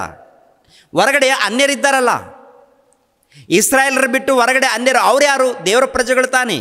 ಲೋಕದಲ್ಲಿ ಇದ್ದಂಥ ಸರ್ವ ಮಾನವರು ದೇವರಿಗೆ ಪ್ರಜೆಗಳಾಗಿರುವಾಗ ಮತ್ತು ಅವರಿಗೆ ದೇವರ ವಾಕ್ಯಗಳು ಬೇಡವಾ? ಮತ್ತೇನು ಮಾಡಬೇಕು ಇವಾಗ? ಮತ್ತು ಇದೇ ಧರ್ಮಶಾಸ್ತ್ರವನ್ನು ಹೊರಗಡೆ ಇದ್ದವರಿಗೆ ಕೊಡ್ಬೋದಾಗಿತ್ತಲ್ವ? ಯೇಸು ಕ್ರಿಸ್ತರು ಯಾಕೆ ಬರಬೇಕಾಗಿದ್ದು? ಯೇಸು ಕ್ರಿಸ್ತರು ಬಂದ ಮೇಲೆ ಅನ್ಯರನ್ನು ಯೆಹೂದ್ಯರನ್ನು ಒಂದು ಮಾಡೋದಕ್ಕೆ ಅವ್ರು ಯಾಕೆ ಪ್ರಯತ್ನ ಮಾಡಿದ್ದಾರೆ? ಉದ್ದೇಶವೇನು ನೋಡುವಾಗ ಪ್ರಿಯರ ದೇವ್ರ ಮಕ್ಕಳಿಗೆ ಹಿಬ್ರಿಯರಿಗೆ ಬರೆದ ಪತ್ರಿಕೆಗೆ ಬರೋಣ. ಪ್ರಿಯರೇ, ಹಿಬ್ರಿಯರಿಗೆ ಬರೆದ ಪತ್ರಿಕೆ ಒಂದು ಸಾರಿ ಇಬ್ರಿಯರಿಗೆ ಬರೆದ ಪತ್ರಿಕೆ ಏನ್ರಿ 7ನೇ ಅಧ್ಯಾಯಕ್ಕೆ ನೋಡಿ. 7ನೇ ಅಧ್ಯಾಯ ಇಬ್ರಿಯರಿಗೆ ಬರೆದ ಪತ್ರಿಕೆ 7ನೇ ಅಧ್ಯಾಯ 19ನೇ ವಚನ. ಧರ್ಮಶಾಸ್ತ್ರವು ಯಾವುದನ್ನು ಸಿದ್ಧಿಗೆ ತಾರದೆ ಇರುವುದರಿಂದ ಮೊದಲಿದ್ದ ನಿಯಮವು ನಿರ್ಬಲವಾಗಿಯೂ ನಿಷ್ಪ್ರಯೋಜನವಾಗಿಯೂ ಇದ್ದು ರದ್ದಾಗಿ ಹೋಯಿತು. ಏನ್ರಿ ಮೊದಲಿದ್ದ ಧರ್ಮಶಾಸ್ತ್ರವು ಯಾವುದನ್ನು ಸಿದ್ಧಿಗೆ ತಾರದೆ ಇರುವುದರಿಂದ ಅಂತ ಹೇಳ್ತಾರೆ. ಧರ್ಮಶಾಸ್ತ್ರವು ಯಾವುದನ್ನು ಸಿದ್ಧಿಗೆ ತಾರದೆ ಇದೆಯಾ? ಧರ್ಮಶಾಸ್ತ್ರ ಅಂದರೆ ಮೋಶೆ ಮೂಲಕ ಕೊಡಲ್ಪಟ್ಟಂಥ ಧರ್ಮಶಾಸ್ತ್ರವು ಯಾವುದನ್ನು ಸಿದ್ಧಿಗೆ ತಾರದೆ ಇದೆ ಅಂದರೆ ಈ ಧರ್ಮಶಾಸ್ತ್ರವನ್ನು ಪಡ್ಕೊಂಡಂಥ ಭಕ್ತರು ಇದ್ದಾರೆ ನೋಡಿ, ಅವರು ಯಾರು ಕೂಡ ಸಂಪೂರ್ಣ ಸಿದ್ಧಿಗೆ ಬಾರದೇ ಇದ್ದಾರಂತೆ. ಅವರೆಲ್ಲರೂ ರಕ್ಷಣೆ ಹೊಂದಬೇಕು, ಅವರೆಲ್ಲರೂ ಕೂಡ ನೀತಿವಂತರಾಗಬೇಕು, ಅವರೆಲ್ಲರೂ ಭಕ್ತರಾಗಿ ಜೀವಿಸಬೇಕು. ಭಕ್ತರಾಗಿ ಜೀವಿಸುವಂಥ ಅವರು ಆ ಧರ್ಮಶಾಸ್ತ್ರವನ್ನು ಪಡ್ಕೊಂಡಿರುವಂಥ ಇವರು ಏನು ಮಾಡ್ತಾ ಇದ್ದಾರೆ ಅಂತ ನೋಡುವಾಗ ಪದೇ ಪದೇ ಪಾಪಗಳನ್ನು ಮಾಡ್ಕೊಂಡು ಹೋಗ್ತಾ ಇದ್ದಾರೆ. ಈ ಧರ್ಮಶಾಸ್ತ್ರವನ್ನು ಪಡೆದುಕೊಂಡಿರುವಂಥ ಇಸ್ರಾಯೇಲ್ ಜನಾಂಗದವರು ಪದೇ ಪದೇ ಪಾಪಗಳನ್ನು ಮಾಡ್ಕೊಂಡು ಹೋಗ್ತಾ ಇದ್ದಾರೆ. ಪಾಪ ಮಾಡೋದು, ಬಲಿ ಕೊಡೋದು, ಪಾಪಗಳನ್ನು ಮಾಡೋದು, ಬಲಿ ಕೊಡುವಂಥದ್ದು, ಪಾಪಗಳನ್ನು ಮಾಡುವಂಥದ್ದು, ಬಲಿ ಕೊಡುವಂಥದ್ದು, ಇದು ನಡೀತಾ ಇದೆ ಅವ್ರ ಮಧ್ಯದಲ್ಲಿ. ಯಾಕಂದರೆ ಯಾಜಕ ಕಾಂಡದಲ್ಲಿ ನೋಡುವಾಗ ಯಾರಾದರೂ ಪಾಪ ಮಾಡಿದರೆ ಅವ್ರಿಗೊಂದು ಅವಕಾಶ ಕೊಡೋಣಂತ ದೇವರು. ಏನು ಅವಕಾಶ ಅಂದರೆ ಪಾಪ ಕ್ಷಮಾಪಣೆ ನಿಮಿತ್ತವಾಗಿ ಕುರಿಯಾಗಿರ್ಬೋದು, ಇಲ್ಲಾಂದರೆ ಯಾವುದೊಂದು ಪ್ರಾಣಿಯಾಗಿರ್ಬೋದು ಬಲಿ ಕೊಡಬೇಕು. ಕೊನೆಯದಾಗಿ ಬಡವರಾದರೆ ಕನಿಷ್ಠ ಪಕ್ಷದಲ್ಲಿ ಪಾರಿವಾಳವಾದರೂ ಕೂಡ ಬಲಿ ಕೊಡ್ರಿ ಅಂತ ಹೇಳ್ತಾರೆ. ಅದನ್ನು ಕೊಡೋಕ್ಕಾಗಿಲ್ಲ ಅಂದರೆ ಏನ್ರಿ ಗೋಧಿ ಕಾಳು ಇರುತ್ತಲ್ಲ, ಈ ಗೋಧಿ ಕಾಳನ್ನು ಸ್ವಲ್ಪ ಸೇರು ತಂದು ಏನ್ರಿ ಪಾಪ ಕ್ಷಮಾಪಣೆ ನಿಮಿತ್ತವಾಗಿ ತಂದು ಅರ್ಪಿಸಬೇಕು ಅಂತ ಇರುತ್ತೆ ರೀ ಹಳೆ ಒಡಂಬಡಿಕೆಯಲ್ಲಿ.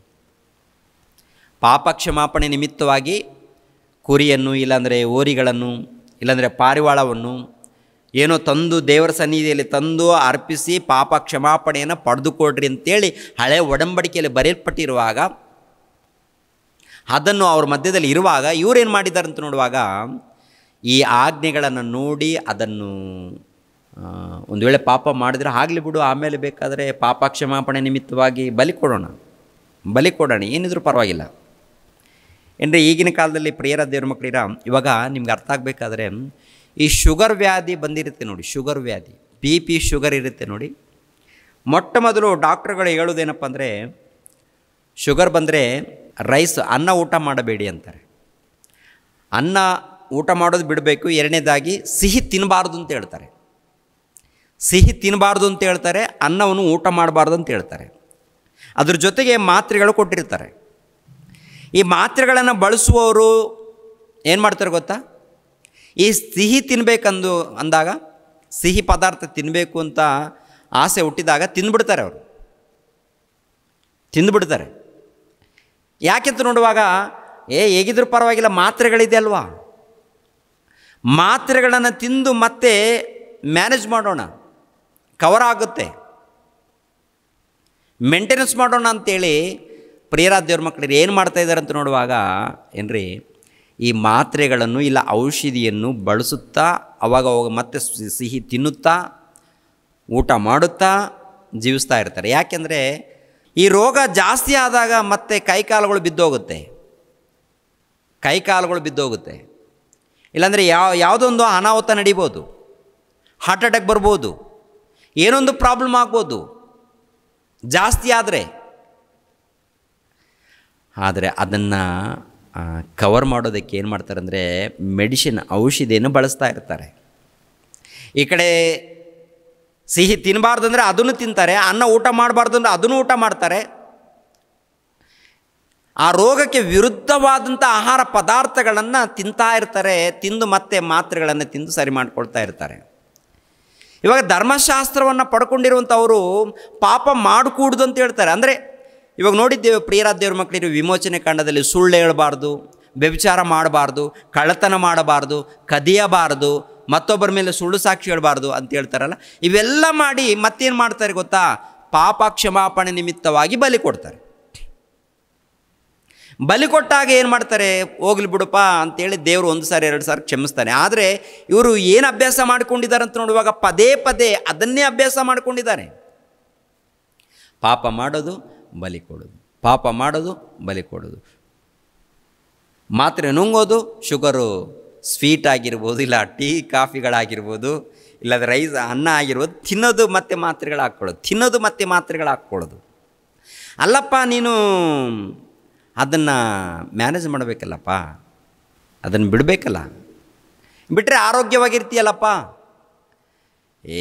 ತಿಂದು ಆಮೇಲೆ ನೋಡೋಣ. ಇವಾಗ ನಾವು ಆಗಿನ ಕಾಲದಲ್ಲಿ ಧರ್ಮಶಾಸ್ತ್ರವನ್ನು ಪಡ್ಕೊಂಡಿರುವಂಥ ಅವರು ಏನಪ್ಪ ಅಂತ ನೋಡುವಾಗ ಪಾಪ ಆದಮೇಲೆ ನೋಡೋಣ ಬಿಡು, ಆಮೇಲೆ ಧರ್ಮಶಾಸ್ತ್ರ ಪ್ರಕಾರದ ಆಜ್ಞೆಗಳ ಪ್ರಕಾರ ಏನಪ್ಪ ಅದು ಬಲಿ ಕೊಟ್ಟರೆ ಆಯ್ತಲ್ಲ, ಯಜ್ಞ ನೈವೇದ್ಯಗಳನ್ನು ಕೊಟ್ಟರೆ ಆಯ್ತಲ್ವಾ ಅಂಥೇಳಿ ಈ ರೀತಿ ಅಡ್ಜಸ್ಟ್ಮೆಂಟ್ ಮಾಡಿಕೊಂಡು ಅವರು ಆ ರೀತಿ ಜೀವಿಸ್ತಾ ಇದ್ದಾರೆ ಪ್ರಿಯರೇ. ಇವೆಲ್ಲ ನೋಡಿ ದೇವರು ಅಸಹ್ಯ ಪಡ್ತಾರೆ. ನಿಮ್ಮ ಯಜ್ಞ ನೈವೇದ್ಯಗಳು ನನಗೆ ಯಾಕಪ್ಪ, ನೀವು ಬದಲಾಗಬೇಕಪ್ಪ ಅಂತಾರೆ. ಇಸ್ರೇಲ್ ಜನಾಂಗದವರೇ, ನೀವು ಬದಲಾಗಬೇಕು, ನಿಮ್ಮ ಕೈಯಲ್ಲಿ ರಕ್ತ ತುಂಬಿಕೊಂಡಿದೆ, ನಿಮ್ಮ ಹೃದಯದಲ್ಲಿ ಪಾಪ ಇದೆ, ಅಂಗಾಲು ಮೊದಲುಗೊಂಡು ತಲೆಯವರೆಗೆ ನಿಮ್ಮ ಹೃದಯದಲ್ಲಿ ಪಾಪ ತುಂಬಿಕೊಂಡಿದೆಯಲ್ಲ, ಪಾಪ ತುಂಬಿಕೊಂಡು ಬಲಿ ಯಾಕೆ ಕೊಡ್ತೀರಾ? ಯಾಕೆ ನೈವೇದ್ಯಗಳು ಇವೆಲ್ಲ ನನಗೆ? ನೈವೇದ್ಯಗಳು ನನಗೆ ಯಾಕೆ? ಬಲಿ ಯಾಕೆ ನನಗೆ? ಬಲಿ ಯಾಕೆ ಕೊಡ್ತೀರಾ ನನಗೆ? ಕುರಿಗಳು ಯಾಕೆ? ಎಲ್ಲಿರುತ್ತೆ ಆ ಮಾತು? ಎಷ್ಟೋ ಸಾರಿ ಓದಿದ್ದೀವಿ, ಈ ಸಂದರ್ಭ ಬಂದಿದೆ, ಒಂದು ಸಾರಿ ನೋಡೇ ಬಿಡೋಣ ಆ ವಚನ. ಎಲ್ಲಿ? ಯೆಶಾಯ ಗ್ರಂಥ 1ನೇ ಅಧ್ಯಾಯ, ನೆನಪಿರುವಂಥ ವಚನ ಅದು. ಯೆಶಾಯ ಗ್ರಂಥ 1ನೇ ಅಧ್ಯಾಯ 11ನೇ ವಚನವನ್ನು ನೋಡೋಣ ಪ್ರಿಯರೇ. 11ನೇ ವಚನ. ಯೆಹೋವನಿಗೆ ಅನ್ನುತ್ತಾನೆ, ಲೆಕ್ಕವಿಲ್ಲದ ನಿಮ್ಮ ಯಜ್ಞಗಳು ನನಗೇಕೆ? ಟಗರುಗಳ ಸರ್ವಾಂಗ ಹೋಮ, ಪುಷ್ಟ ಪಶುಗಳ ಕೊಬ್ಬು, ಇದೆಲ್ಲ ನನಗೆ ಸಾಕಾಯಿತು. ಓರಿ ಕುರಿ ಓತಗಳ ರಕ್ತಕ್ಕೆ ನಾನು ಒಲೆಯೇನು? ನನ್ನ ಸನ್ನಿಧಿಯಲ್ಲಿ ಕಾಣಿಸಿಕೊಳ್ಳಬೇಕೆಂದು ನೀವು ಬರುತ್ತೀರಲ್ಲ, ನನ್ನ ಪ್ರಾಕಾರಗಳನ್ನು ತುಳಿಯಲು ಯಾರು ನಿಮ್ಮನ್ನು ಕೇಳಿಕೊಂಡಾರು? ವ್ಯರ್ಥ ನೈವೇದ್ಯವನ್ನು ನೀನು ತಾರದಿರಿ, ಧೂಪವು ನನಗೆ ಅಸಹ್ಯ. ಅಮಾವಾಸ್ಯೆ, ಸಬ್ಬತ್ತು ದಿನ, ಕೂಟ ಪ್ರಕಟಣೆಯು ಬೇಡ. ಅಧರ್ಮದಿಂದ ಕೂಡಿದ ಸಂಘವನ್ನು ನಾನು ಸಹಿಸಲಾರೆನು.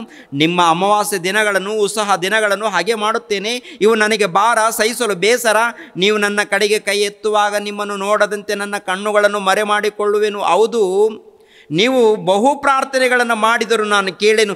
ನಿಮ್ಮ ಕೈಗಳಲ್ಲಿ ರಕ್ತ ತುಂಬಿದೆ, ನಿಮ್ಮ ಕೈಗಳಲ್ಲಿ ರಕ್ತ ತುಂಬಿದೆ. ಪಾಪ ಮಾಡಿದ್ದೀರಾ, ರಕ್ತ ತುಂಬಿಕೊಂಡಿದ್ದೀರಾ.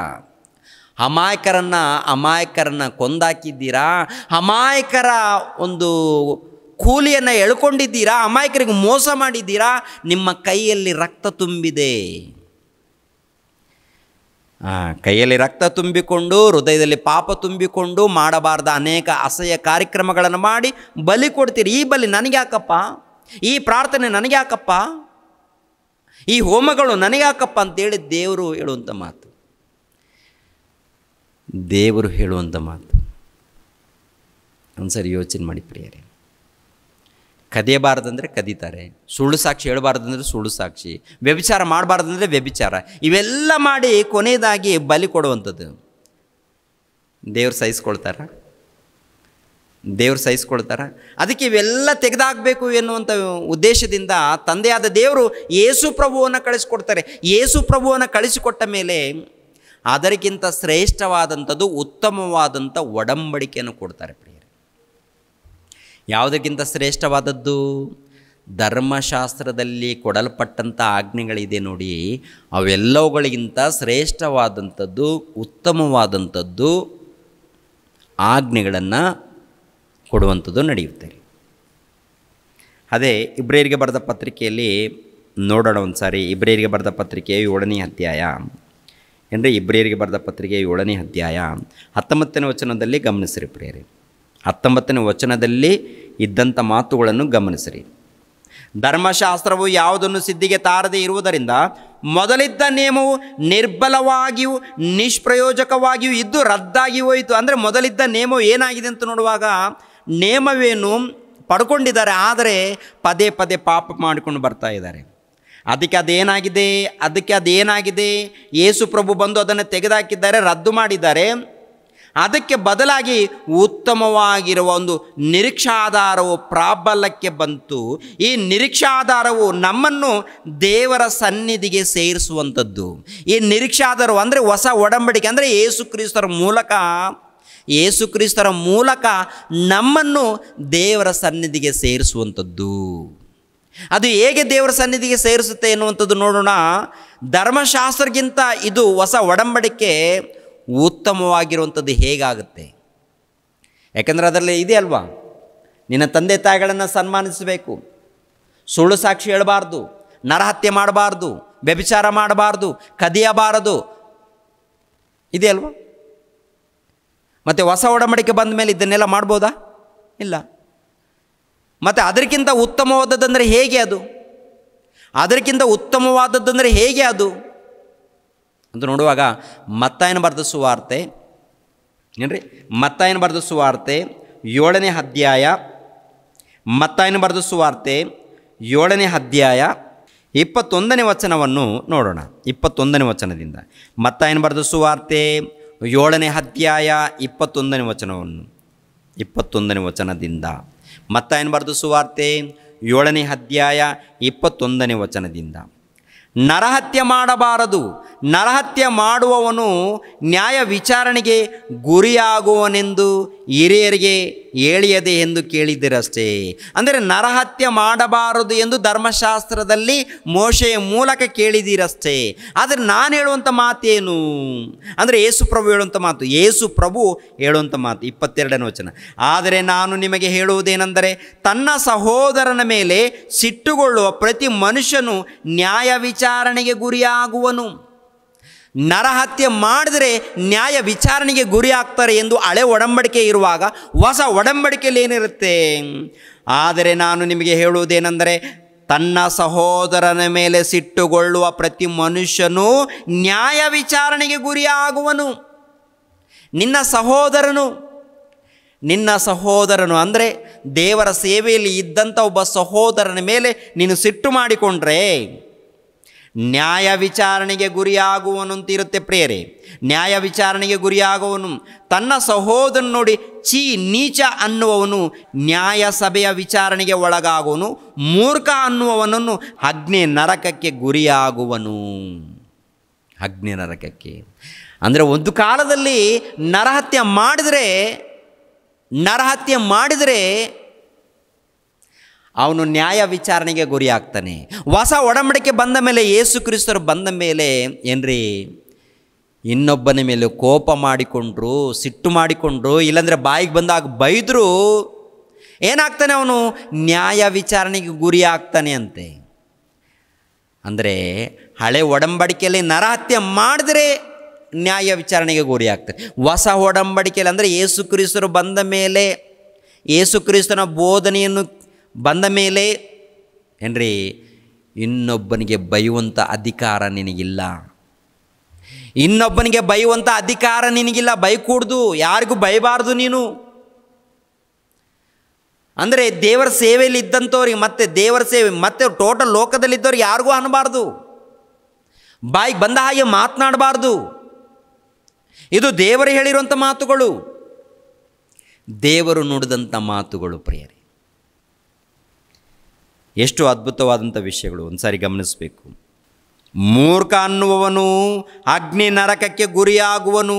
ಆದ ಕಾರಣ ನೀನು ನಿನ್ನ ಕಾಣಿಕೆಯನ್ನು ಯಜ್ಞ ವೇದಿಯ ಹತ್ತಿರಕ್ಕೆ ತಂದಾಗ ನಿನ್ನ ಸಹೋದರನ ಮನಸ್ಸಿನಲ್ಲಿ ನಿನ್ನ ಮೇಲೆ ಏನೋ ವಿರೋಧವದೆ ಎಂಬುದು ನಿನ್ನ ನೆನಪಿಗೆ ಬಂದರೆ ನಿನ್ನ ಕಾಣಿಕೆಯನ್ನು ಆ ಯಜ್ಞವೇದಿಯ ಮುಂದೆ ಬಿಟ್ಟು ಹೋಗಿ ಮೊದಲು ನಿನ್ನ ಸಹೋದರನ ಸಂಗಡ ಒಂದಾಗು, ಆಮೇಲೆ ಬಂದು ನಿನ್ನ ಕಾಣಿಕೆಯನ್ನು ಕೊಡು. ನಿನ್ನ ಕಾಣಿಕೆಯನ್ನು ಕೊಡು. 26ನೇ ವಚನ, ಇಲ್ಲಾಂದರೆ 27ನೇ ವಚನ. ವ್ಯಭಿಚಾರ ಮಾಡಬಾರದೆಂದು ಹೇಳಿದೆ ಎಂದು, ವ್ಯಭಿಚಾರ ಮಾಡಬಾರದೆಂದು ಹೇಳಿದೆ ಎಂಬುದಾಗಿ ನೀವು ಕೇಳಿದ್ದೀರಷ್ಟೇ. ಆದರೆ ನಾನು ನಿಮಗೆ ಹೇಳುವುದೇನೆಂದರೆ, ಪರಸ್ತ್ರೀಯನ್ನು ನೋಡಿ ಮೋಹಿಸುವ ಪ್ರತಿ ಮನುಷ್ಯನು ಆಗಲೇ ತನ್ನ ಮನಸ್ಸಿನಲ್ಲಿ ಆಕೆ ಕೂಡ ವ್ಯಭಿಚಾರ ಮಾಡಿದವನಾದನು. ತನ್ನ ಮನಸ್ಸಿನಲ್ಲಿ ಆಕೆ ಕೂಡ ವ್ಯಭಿಚಾರ ಮಾಡಿದವನಾದನು. ಅಂದರೆ ನಿನ್ನ ಹೆಂಡತಿ ಬಳಿಯಲ್ಲಿ ನೀನು ಸಂಸಾರ ಮಾಡು. ನಿನ್ನ ಹೆಂಡತಿ ಬಳಿಯಲ್ಲಿ ಯಾವಾಗಾದರೂ ನೀನು ಸಂಸಾರ ಮಾಡು. ಅದು ದೇವರು ನಿನಗೆ ಅಧಿಕಾರ ಕೊಟ್ಟಿದ್ದಾರೆ, ಅಲ್ಲಿ ಏನು ಪಾಪ ಇಲ್ಲ. ಅದನ್ನು ಬಿಟ್ಟು ಪರಸ್ತ್ರೀಯನ್ನು ನೋಡಿ ವ್ಯಾಮೋಹಿಸಿದರೆ, ವ್ಯಾಮೋಹದಿಂದ ನೋಡಿದರೆ ಆಗಲೇ ಆಕೆಯೊಟ್ಟಿಗೆ ವ್ಯಭಿಚಾರವಾಗಿದೆ ಅಂತ ಹೇಳ್ತಾರೆ ದೇವರು. ಆಕೆ ಒಟ್ಟಿಗೆ ಅಂದ್ರೆ ನೋಡಿದ್ರೇ ವ್ಯಭಿಚಾರನ. ವ್ಯಾಮೋಹದಿಂದ ನೋಡಿದರೆ, ನೋಡುವಂಥದ್ದು ಬೇರೆ, ನೋಡಿದ ಮೇಲೆ ವ್ಯಾಮೋಹದಿಂದ ನೋಡುವಂಥ ನೋಟ ಬೇರೆ. ಎರಡು ರೀತಿಯಲ್ಲಿ ಇರುತ್ತೆ. ಸರ್ವಸಾಧಾರಣವಾದಂಥ ನೋಟ ಬೇರೆ, ನೋಡಿದ ಮೇಲೆ ವ್ಯಾಮೋಹದಿಂದ ನೋಡುವಂಥ, ಅಂದರೆ ಹೃದಯದಲ್ಲಿ ವ್ಯಾಮೋಹ ಬಂತ, ಹಬ್ಬ ಎಷ್ಟು ಚೆನ್ನಾಗಿದ್ದಾಳೆ ಈಕೆ, ಎಷ್ಟು ಸುಂದರಿ, ಎಷ್ಟು ಸುಂದರಿ, ಎಷ್ಟು ಚೆನ್ನಾಗಿದ್ದಾಳೆ ಅಂತೇಳಿ ಆಮೇಲೆ ಅನುಭವಿಸ್ಬೇಕು ಎನ್ನುವಂಥ ಕೋರಿಕೆ ಹುಟ್ಟಿದಾಗ ಆವಾಗಲೇ ಆಕೆಯೊಟ್ಟಿಗೆ ವ್ಯಭಿಚಾರ ನಡೆದೋಯ್ತು ಅಂತೇಳಿ ಪ್ರಭು ಹೇಳುವಂಥ ಮಾತು. ಅಂದರೆ ಪಾಪ ನಡೆದೋಯ್ತು ಅಂತ. ಅದೇ ಪ್ರಕಾರ ಸ್ತ್ರೀಯರು ಅಂದುಕೊಂಡ್ರೂ ಕೂಡ ಅವರೊಟ್ಟಿಗೆ ಪಾಪ ನಡೆದೋಯ್ತು ಅಂತ ಹೇಳ್ತಾರೆ ದೇವರು. ಸ್ತ್ರೀಯರು ಪುರುಷರನ್ನು ನೋಡಿ ಹೀಗೆ ಅಂದುಕೊಂಡ್ರೆ ಅಲ್ಲಿ ಅವರೊಟ್ಟಿಗೆ ಪಾಪ ವ್ಯಭಿಚಾರ ನಡೀತು ಅಂತ ಹೇಳ್ತಾರೆ. ಅದೇ ಪ್ರಕಾರ ಪುರುಷರು ಸ್ತ್ರೀಯರನ್ನು ನೋಡಿ ಹೀಗೆ ಯೋಚನೆ ಮಾಡಿದಾಗ ಅವರೊಟ್ಟಿಗೆ ಪಾಪ ನಡೀತು ಅಂತ ಹೇಳ್ತಾರೆ. ಅಂದರೆ ಏನರ್ಥ ಆಗುತ್ತೆ? ಇದು ಧರ್ಮಶಾಸ್ತ್ರಗಿಂತ ಸರ್ವೋತ್ತಮವಾದಂಥ ಜ್ಞಾನ ಇಲ್ಲಿ ಬಂದಿದೆ ರೀ. ಹಳೆ ಒಡಂಬಡಿಕೆಯಲ್ಲಿ ಕಂಡಾಗ ನಡೆದಾಗ ಪಾಪ, ಹೊಸ ಒಡಂಬಡಿಕೆಯಲ್ಲಿ ಹೃದಯದಲ್ಲಿ ನಡೆದಾಗ ಪಾಪನೇ. ಹೃದಯದಲ್ಲಿ ನಡೆದಾಗ. ಹಳೆ ಒಡಂಬಡಿಕೆಯಲ್ಲಿ ಪಾಪ ಕ್ಷಮಾಪಣೆ ನಿಮಿತ್ತವಾಗಿ ಬಲಿ ಕೊಡಬೇಕು. ಹೊಸ ಒಡಂಬಡಿಕೆಯಲ್ಲಿ ಯೇಸು ಕ್ರಿಸ್ತರ ನಾಮದಲ್ಲಿ ಮೊಣಕಾಲೂರಿ ಪ್ರಾರ್ಥನೆ ಮಾಡಿ ಪಶ್ಚಾತ್ತಾಪಪಟ್ಟು, ದೇವರೇ ನಾನು ಇನ್ನೊಂದು ಸಾರಿ ತಪ್ಪು ಮಾಡಲ್ಲಂತೇಳಿ ದೇವರ ಬಳಿಯಲ್ಲಿ ಕ್ಷಮಾಪಣೆ ಪಡ್ಕೊಳ್ಳುವಂಥದ್ದು. ದೇವರ ಬಳಿಯಲ್ಲಿ ಕ್ಷಮಾಪಣೆ ಪಡ್ಕೊಳ್ಳುವಂಥದ್ದು. ಹಳೆ ಒಡಂಬಡಿಕೆಯಲ್ಲಿ ಹಾಗಲ್ಲ. ಬಲಿ ಕೊಡಬೇಕು. ಬಲಿ ಕೊಟ್ರೇ ಕ್ಷಮಾಪಣೆ. ಹೊಸ ಒಡಂಬಡಿಕೆಯಲ್ಲಿ ಆಗಲ್ಲ ಪ್ರಿಯರೇ. ಹೊಸ ಒಡಂಬಡಿಕೆಯಲ್ಲಿ ಅಂದರೆ ಹಳೆ ಒಡಂಬಡಿಕೆಗಿಂತ ಹೊಸ ಒಡಂಬಡಿಕೆಯಲ್ಲಿ ಶ್ರೇಷ್ಠವಾದಂಥ ವಚನಗಳು ಬರೆಯಲ್ಪಟ್ಟಿದೆ. ಶ್ರೇಷ್ಠವಾದಂಥ, ಉತ್ತಮವಾದಂಥದ್ದು, ಸರ್ವೋತ್ತಮವಾದಂಥ ಮಾತುಗಳು, ಸರ್ವೋತ್ತಮವಾದಂಥ ಮಾರ್ಗಗಳು. ಒಂದು ಸರಿ ಯೋಚನೆ ಮಾಡಿ ಪ್ರಿಯರಾದ ದೇವರು. ಹಳೆ ಒಡಂಬಡಿಕೆಯಲ್ಲಿ ದೇವರಿಗೆ ಮಕ್ಕಳಾಗಬೇಕಾದ್ರೆ ಸುನ್ನತಿ ಮಾಡಿಸ್ಕೊಳ್ಬೇಕು. ಸುನ್ನತಿ ಮಾಡಿಸ್ಕೊಂಡ ಮೇಲೆ ಧರ್ಮಶಾಸ್ತ್ರವನ್ನು ಪಾಲಿಸಬೇಕು. ಸುನ್ನತಿ ಯಾವಾಗ ಮಾಡ್ತಾರೆ ಗೊತ್ತಾ? ಹುಟ್ಟಿದ ಮಕ್ಕಳಿಗೆ, ಅಂದರೆ 8 ದಿನದಲ್ಲಿ ಸುನ್ನತಿ ಮಾಡ್ತಾರೆ. ಸುನ್ನತಿ ಕಾರ್ಯಕ್ರಮ ಪುರುಷರಲ್ಲಿ. ಹೊಸ ಒಡಂಬಡಿಕೆಯಲ್ಲಿ ಬಂದ ಮೇಲೆ ಪ್ರಿಯರಾದ ದೇವ್ರ ಮಕ್ಕಳಿರ, ದೇವ್ರಿಗೋಸ್ಕರ ಯಾವಾಗ ಪ್ರತಿಷ್ಠಿಸಲ್ಪಡ್ತಾರಂತ ನೋಡುವಾಗ, ಯಾವಾಗ ದೀಕ್ಷೆ ಸ್ಥಾನ ಮಾಡಿಸ್ಕೊಳ್ತಾರೋ ಆವಾಗ ದೇವ್ರಿಗೋಸ್ಕರ ಇವರು ಪ್ರತಿಷ್ಠಿಸಲ್ಪಡ್ತಾರೆ, ದೇವ್ರಿಗೋಸ್ಕರ ನೇಮಿಸಲ್ಪಡ್ತಾರೆ. ಹೊಸ ಒಡಂಬಡಿಕೆಯಲ್ಲಿ. ಹಳೆ ಒಡಂಬಡಿಕೆಯಲ್ಲಿ ಸುನ್ನತಿ ಮಾಡಿಸ್ಕೊಳ್ಬೇಕು, ಹೊಸ ಒಡಂಬಡಿಕೆಯಲ್ಲಿ ದೀಕ್ಷೆ ಸ್ಥಾನ ಮಾಡಿಸ್ಕೊಳ್ಬೇಕು. ಹಳೆ ಒಡಂಬಡಿಕೆಯಲ್ಲಿ ಪಾಪ ಮಾಡಿದಾಗ ಪಾಪ ಕ್ಷಮಾಪಣೆ ನಿಮಿತ್ತವಾಗಿ ಬಲಿ ಕೊಡಬೇಕು. ಹೊಸ ಒಡಂಬಡಿಕೆಯಲ್ಲಿ ಯೇಸು ಕ್ರಿಸ್ತರ ನಾಮದಲ್ಲಿ ಮೊಣಕಾಲೂರಿ ಪ್ರಾರ್ಥನೆ ಮಾಡಿ ಸರಿ ಮಾಡ್ಕೋಬೇಕು. ದೇವರೇ ನಾನು ತಪ್ಪು ಮಾಡಿದ್ದೀನಿ, ನನ್ನನ್ನು ಸರಿ ಮಾಡಿ ನನ್ನನ್ನು ಕ್ಷಮಿಸಿ ದೇವರೇ, ಇನ್ನೊಂದು ಸಾರಿ ತಪ್ಪು ಮಾಡಲ್ಲ ಅಂತ, ಇನ್ನೊಂದು ಸಾರಿ ನಾನು ತಪ್ಪು ಮಾಡಲ್ಲ ಅಂತೇಳಿ ಕ್ಷಮಾಪಣೆ ಹೊಂದ್ಕೋಬೇಕು. ಕ್ಷಮಾಪಣೆ ಹೊಂದ್ಕೊಳ್ಬೇಕು. ಹಾಗಂತ ತಪ್ಪುಗಳು ಮಾಡಿ ಮತ್ತೆ ಕ್ಷಮಾಪಣೆ ಹೊಂದ್ಕೊಂಡು, ತಪ್ಪುಗಳು ಮಾಡಿ ಮತ್ತೆ ಪಾಪ ಕ್ಷಮಾಪಣೆ ಹೊಂದ್ಕೊಳ್ಳೋದು, ತಪ್ಪುಗಳು ಮಾಡಿ ಮತ್ತೆ ರಾತ್ರಿ ಹೊತ್ತು ಮಲಗುವಾಗ ಪಾಪ ಕ್ಷಮಾಪಣೆ ಹೊಂದ್ಕೊಳ್ಳುವಂಥದ್ದು. ಹೀಗೆ ಮಾಡಿದರೆ ಪದೇ ಪದೇ ತಪ್ಪುಗಳನ್ನು ಮಾಡಿಕೊಂಡು ಹೋದರೆ ಆಕಸ್ಮಿಕವಾಗಿ ನಿನಗೆ ಮರಣ ಬರುತ್ತೆ. ಮರಣ ಬಂದಾಗ ಬೆಂಕಿಯ ಕೊಂಡಕ್ಕೆ ಹೋಗಬೇಕಾಗತ್ತೆ. ಬೆಂಕಿಯ ಕೊಂಡಕ್ಕೆ ಹೋಗಬೇಕಾಗತ್ತೆ ನೀನು. ಯಾವಾಗೋ ಒಂದು ಸಾರಿ ಬೈ ಚಾನ್ಸ್ ತಪ್ಪು ಮಾಡಿದರೆ ದೇವರ ಬಳಿಯಲ್ಲಿ ಹೋಗಿ ಪಾಪ ಕ್ಷಮಾಪಣೆ ಪಡೆದುಕೊಂಡು ಸರಿ ಮಾಡಿಕೊಂಡು ಮುಂದೆ ಹೋಗಬೇಕು ದೇವ್ರಿಗೋಸ್ಕರ. ದೇವರು ಪ್ರೀತಿ ಸ್ವರೂಪನು ಕರುಣಾಸಾಗರನು ನಮ್ಮನ್ನು ಕ್ಷಮಿಸ್ತಾನೆ, ಪರವಾಗಿಲ್ಲ ಅಂತೇಳಿ ಪದೇ ಪದೇ ತಪ್ಪುಗಳ ಮೇಲೆ ತಪ್ಪುಗಳು ಮಾಡಿಕೊಂಡು ಹೋದರೆ ಆಕಸ್ಮಿಕವಾಗಿ ನಿನ್ನ ಪ್ರಾಣ ಹೋಗುತ್ತೆ, ಅಪಘಾತ ಉಂಟಾಗುತ್ತೆ, ಕೈಕಾಲುಗಳು ಬಿದ್ದೋಗುತ್ತೆ, ಉಸಿರು ನಿಂತೋಗುತ್ತೆ, ಪ್ರಾಣ ನಿಂತೋಗುತ್ತೆ. ಅಂಥ ಪರಿಸ್ಥಿತಿ ಬರಕೂಡ್ದು ಅಂದರೆ ಹೆಜ್ಜೆ ಹೆಜ್ಜೆಯಲ್ಲಿ ದೇವರ ಧ್ಯಾನದಲ್ಲಿರು, ದೇವರ ಪ್ರಾರ್ಥನೆಯಲ್ಲಿರು.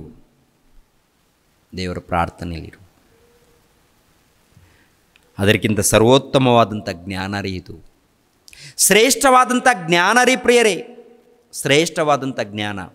ಗಲಾತ್ಯದವರಿಗೆ ಬರೆದ ಪತ್ರಿಕೆ 2ನೇ ಅಧ್ಯಾಯ, ಗಲಾತ್ಯದವರಿಗೆ ಬರೆದ ಪತ್ರಿಕೆ 2ನೇ ಅಧ್ಯಾಯ 16ನೇ ವಚನವನ್ನು ನೋಡಿ. ಗಲಾತ್ಯದವರಿಗೆ ಬರೆದ ಪತ್ರಿಕೆ 2ನೇ ಅಧ್ಯಾಯ 16ನೇ ವಚನ. ಯೇಸು ಕ್ರಿಸ್ತನ ಮೇಲಣ ನಂಬಿಕೆಯಿಂದಲೇ ಹೊರತು ನೇಮನಿಷ್ಠೆಗಳನ್ನು ಅನುಸರಿಸಿ ನೀತಿವಂತನೆಂದು ನಿರ್ಣಯಿಸಲ್ಪಡುವುದಿಲ್ಲವೆಂಬುದು ನಮಗೆ ತಿಳಿದಿರುವುದರಿಂದ ನಾವು ಸಹ ನೇಮನಿಷ್ಠೆಗಳನ್ನು ಬಿಟ್ಟು ಕ್ರಿಸ್ತನ ಮೇಲಣ ನಂಬಿಕೆಯಿಂದಲೇ ನೀತಿವಂತರೆಂದು ನಿರ್ಣಯಿಸಲ್ಪಡುವುದಕ್ಕಾಗಿ ಕ್ರಿಸ್ತ ಯೇಸುವಿನಲ್ಲಿ ನಂಬಿಕೆ ಇಟ್ಟೆವು.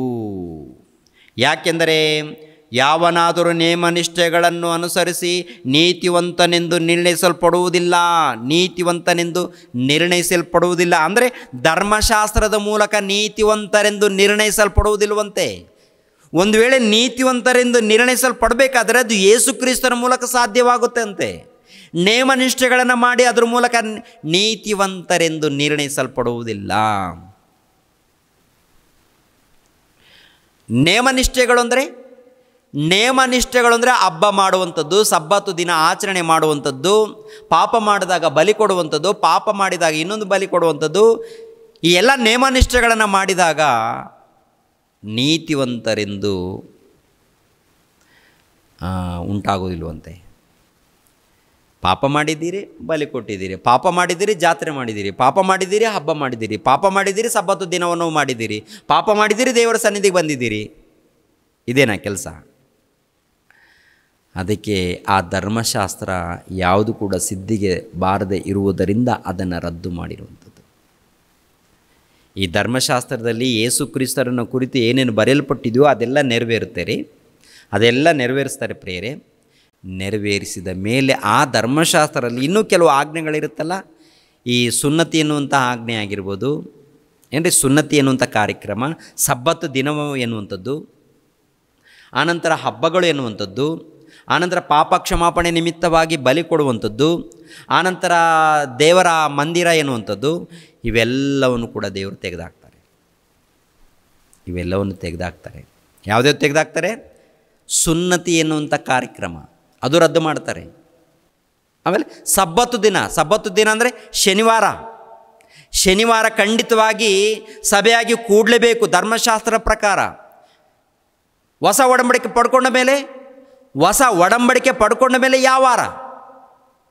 ಯಾವ ವಾರ ಕೂಡಬೇಕಂತಿರುತ್ತೆ? ಭಾನುವಾರ ಯೇಸು ಕ್ರಿಸ್ತರು ಎದ್ದು ಬಂದಿರುವುದರಿಂದ ಭಾನುವಾರ ಕೂಡಿದ್ದಾರೆ, ಅವರು ಸಭೆಯಾಗಿ ಒಂದು ಕಡೆ ಸೇರಿದ್ದಾರೆ. ಹಾಗಂತ ಅದು ಭಾನುವಾರ ಕೂಡಲೇಬೇಕು ಎನ್ನುವಂಥ ದೇವರ ಆಜ್ಞೆ ಏನಿಲ್ಲ ರೀ. ಭಾನುವಾರ ಖಂಡಿತವಾಗಿ ಕೂಡಲೇಬೇಕು ಎನ್ನುವಂಥದ್ದು ಆಜ್ಞೆ ಏನಿಲ್ಲ. ಎಲ್ಲ ವಾರಗಳು ದೇವರು ಕೊಟ್ಟಂಥ ವಾರಗಳು, ಎಲ್ಲ ದಿನಗಳು ದೇವರ ದಿನಗಳು. ನಿಮಗೆ ಯಾವಾಗ ಅನುಕೂಲ ಆಗುತ್ತೋ ಪ್ರತಿನಿತ್ಯ ದೇವರ ಸೇವೆಯಲ್ಲಿರಿ, ಪ್ರತಿನಿತ್ಯ ದೇವರ ಆರಾಧನೆಯಲ್ಲಿರಿ. ಎಲ್ಲ ದಿನಗಳು ನನ್ನದೇ. 6 ದಿನಗಳು ನೀವು ಕೆಲಸ ಮಾಡಿಕೊಳ್ಳಿ, ಒಂದು ದಿನ ದೇವ್ರಿಗೋಸ್ಕರ ಕೊಡಿ. ಪ್ರತಿನಿತ್ಯ ದೇವರ ಸೇವೆಯಲ್ಲಿ ನಿಮ್ಮ ಕೆಲಸ ಮಾಡುವಾಗಲೂ ಕೂಡ ದೇವರ ಸೇವೆಯಲ್ಲಿ, ದೇವರ ಧ್ಯಾನದಲ್ಲಿರಿ. ಮತ್ತು ಸಭೆಯಾಗಿ ನೀವು ಕೂಡ್ತೀರಾ. ಯಾವಾಗ ಅನುಕೂಲ ಆಗುತ್ತೆ ನಿಮಗೆ? ಭಾನುವಾರ ಅನುಕೂಲ ಆಗುತ್ತಾ, ಇಲ್ಲ ಸೋಮವಾರ ಅನುಕೂಲ ಆಗುತ್ತಾ, ಇಲ್ಲ ಶುಕ್ರವಾರ ಅನುಕೂಲ ಆಗುತ್ತಾ, ಅಥವಾ ಮಂಗಳವಾರ ಅನುಕೂಲವಾಗುತ್ತಾ? ಯಾವಾಗ ನಿಮಗೆ ಎಲ್ಲರಿಗೂ ಅನುಕೂಲ ಆಗುತ್ತೋ ಆವಾಗ ಬಂದು ನೀವು ಗ್ಯಾದರ್ ಆಗಿ ಸಭೆಯಾಗಿ ಕೂಡಿ ದೇವರನ್ನು ಘನಪಡಿಸಿ. ಹಳೆ ಒಡಂಬಡಿಕೆಯಲ್ಲಿ ಆಗಲ್ಲ.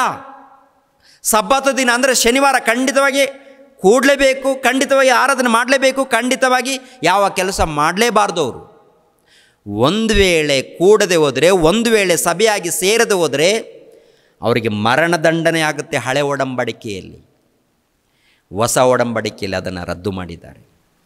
ಸುನ್ನತಿ ಎನ್ನುವಂಥ ಆಜ್ಞೆಯನ್ನು, ಸಬ್ಬತ್ತು ದಿನ ಎನ್ನುವಂಥದ್ದು, ಆನಂತರ ಹಬ್ಬಗಳು, ಆನಂತರ ಬಲಿ ಕೊಡುವಂಥದ್ದು, ಇವೆಲ್ಲ ಕೂಡ ದೇವರು ರದ್ದು ಮಾಡ್ತಾರೆ. ಹೊಸ ಒಡಂಬಡಿಕೆಯನ್ನು ಕೊಡ್ತಾರೆ. ಅದೇ ಹೊಸ ಒಡಂಬಡಿಕೆ, ಅದೇ ಯೇಸು ಕ್ರಿಸ್ತರ ಬೋಧನೆ. ಯೇಸು ಕ್ರಿಸ್ತರ ಬೋಧನೆ. ಹಳೆ ಒಡಂಬಡಿಕೆಯಲ್ಲಿ ನೇಮನಿಷ್ಠೆಗಳಿದೆಯಲ್ಲ, ಆ ನೇಮನಿಷ್ಠೆಗಳ ಮೂಲಕ ಯಾರು ಕೂಡ ನೀತಿವಂತರಾಗೋದಿಲ್ಲ. ನೀತಿವಂತರಾಗದೆ ಹೋದರೆ ಯಾರು ಕೂಡ ಪರಲೋಕಕ್ಕೆ ಹೋಗಲ್ಲ. ಪರಲೋಕಕ್ಕೆ ಹೋಗದೆ ಹೋದರೆ ಯಾರು ಕೂಡ ಪರಲೋಕಕ್ಕೆ ಹೋಗದೆ ಹೋದರೆ ಮತ್ತು ಅವರೆಲ್ಲರೂ ಎಲ್ಲಿಗೆ ಹೋಗ್ತಾರೆ? ಬೆಂಕಿಯ ಕೊಂಡಕ್ಕೆ ಹೋಗ್ತಾರೆ.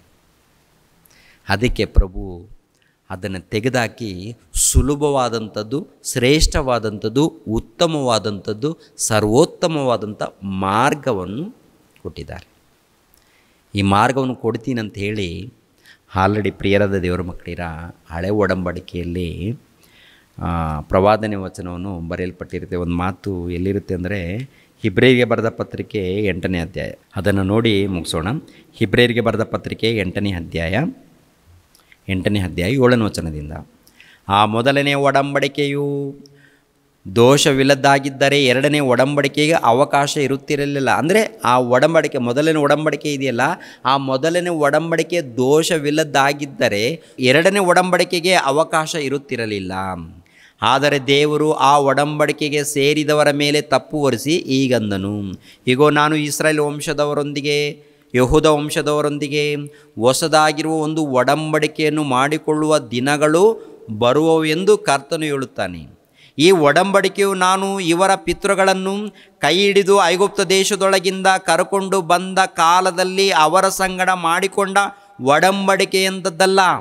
ಅವರು ನನ್ನ ಒಡಂಬಡಿಕೆಯಲ್ಲಿ ಸ್ಥಿರವಾಗಿ ನಿಲ್ಲಲಿಲ್ಲವಾದ್ದರಿಂದ ನಾನು ಅವರ ಚಿಂತೆಯನ್ನು ಬಿಟ್ಟೆನೆಂದು ಕರ್ತನು ಹೇಳುತ್ತಾನೆ ಅಂತಿರುತ್ತೆ. ಅಂದರೆ ಆ ಹಳೆ ಒಡಂಬಡಿಕೆಯನ್ನು ಪಡ್ಕೊಂಡವರಲ್ಲಿ ಯಾರು ಕೂಡ ಸಿದ್ಧಿಗೆ ಬಂದಿಲ್ಲ, ಅವರು ನಡ್ಕೊಂಡಿಲ್ಲ. ಆದ್ದರಿಂದ ಅದನ್ನು ತೆಗೆದುಹಾಕಿ ಹೊಸ ಒಡಂಬಡಿಕೆಯನ್ನು ಕೊಡ್ತೀನಂತೇಳಿ ಯೆರೆಮೀಯ ಪ್ರವಾದಿ ಮೂಲಕ ಹೇಳಿದ್ದಾನೆ, ಯೆಶಾಯ ಪ್ರವಾದಿ ಮೂಲಕವೂ ಹೇಳಿದ್ದಾನೆ, ದಾನಿಯೇಲನ ಮೂಲಕ ಹೇಳಿದ್ದಾನೆ.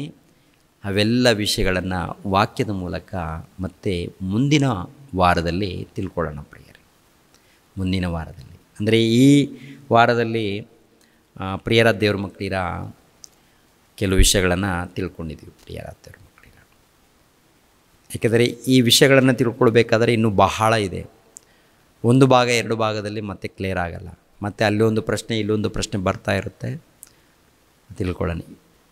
ಈ ಅಂಶವನ್ನು ಪ್ರತಿಯೊಬ್ಬರು ಕೂಡ ಮತ್ತೆ ಸ್ಟಡಿ ಮಾಡಿ, ಮತ್ತೆ ಬರೆದುಕೊಳ್ಳಿ, ಬೈಬಲನ್ನು ಓದಿ ಧ್ಯಾನಿಸಿ. ಏನಾದರೂ ಪ್ರಶ್ನೆಗಳಿದ್ದರೆ ನಮ್ಮ ವಾಟ್ಸಪ್ ನಂಬರ್ಗೆ ವಾಯ್ಸ್ ಮೆಸೇಜ್ ಹಾಕಿ. ಅನುಕೂಲ ಇದ್ದಾಗ ಖಂಡಿತವಾಗಿ ನಾನು ವಿವರಿಸೋದಕ್ಕೆ ಪ್ರಯತ್ನ ಮಾಡುತ್ತೇನೆ. ಎಲ್ಲರೂ ತಲೆಬಾಗಿಸಿರಿ, ಪ್ರಾರ್ಥನೆ ಮಾಡಿ ನಾನು ಮುಗಿಸುತ್ತೇನೆ ಪ್ರಿಯರೇ. ನಮ್ಮನ್ನು ಬಹಳವಾಗಿ ಪ್ರೀತಿಸುವಂಥ ನಮ್ಮ ತಂದೆಯಾದ ದೇವರೇ, ವಂದನೆಗಳು, ಸ್ತೋತ್ರಗಳು. ಅನೇಕ ವಿಷಯಗಳನ್ನು ತಿಳ್ಕೊಂಡಿದ್ದೇವೆ ತಂದೆಯಾದ ದೇವರೇ. ನೇರ ಪ್ರಸಾರದಲ್ಲಿ ನಿಮ್ಮ ಮಕ್ಕಳು ನಿಮ್ಮ ವಾಕ್ಯಗಳನ್ನು ತಿಳ್ಕೊಳ್ತಾ ಇದ್ದಾರೆ. ಎಷ್ಟು ಮಂದಿ ವಾಕ್ಯಗಳನ್ನು ತಿಳ್ಕೊಳ್ಳೋದಕ್ಕೆ ಸಿದ್ಧರಾಗಿದ್ದಾರೋ ಅವರೆಲ್ಲರನ್ನೂ ಕಾಪಾಡಿ, ಎಲ್ಲರನ್ನೂ ಕನಿಕರಿಸಿ, ನಿಮ್ಮ ಜ್ಞಾನದಲ್ಲಿ, ನಿಮ್ಮ ಒಂದು ವಾಕ್ಯದಲ್ಲಿ ಬೆಳೆಯುವಂತೆ ಸಹಾಯ ಮಾಡಿ. ಯೇಸು ಪವಿತ್ರ ನಾಮದಲ್ಲಿ ಬೇಡ್ತಾ ಇದ್ದೀನಪ್ಪ ತಂದೆಯೇ, ಆಮೇನ್. ಎಲ್ಲರಿಗೂ ವಂದನೆಗಳು ಪ್ರಿಯ. ರಕ್ಷಕನಾದ ಯೇಸು ಕ್ರಿಸ್ತರ ನಾಮದಲ್ಲಿ ಆತ್ಮೀಯರೆಲ್ಲರಿಗೂ ಹೃತ್ಪೂರ್ವಕ ವಂದನೆಗಳನ್ನು ತಿಳಿಸ್ತಾ ಇದ್ದೇನೆ. ದೇವರ ಸೇವೆ ನಿಮಿತ್ತವಾಗಿ ಪ್ರಾರ್ಥಿಸಿರಿ ಹಾಗೂ ದೇವರ ಸೇವೆಯಲ್ಲಿ ಭಾಗಿಗಳು ಆಗಿ. ಪ್ರತಿಯೊಬ್ಬನು ತನ್ನ ತನ್ನ ಹೃದಯದಲ್ಲಿ ನಿರ್ಣಯಿಸಿಕೊಂಡ ಪ್ರಕಾರ ಕೊಡಲಿ. ದುಃಖದಿಂದಾಗಲಿ ಬಲಾತ್ಕಾರದಿಂದಾಗಲಿ ಯಾರೂ ಕೊಡಬಾರದು. ಯಾಕೆಂದರೆ ಸಂತೋಷವಾಗಿ ಕೊಡುವವನ ಮೇಲೆ ದೇವರಿಗೆ ಪ್ರೀತಿಯುಂಟು. 2ನೇ ಕೊರಿಂಥದವರಿಗೆ ಬರೆದ ಪತ್ರಿಕೆ 9ನೇ ಅಧ್ಯಾಯ 7ನೇ ವಚನ.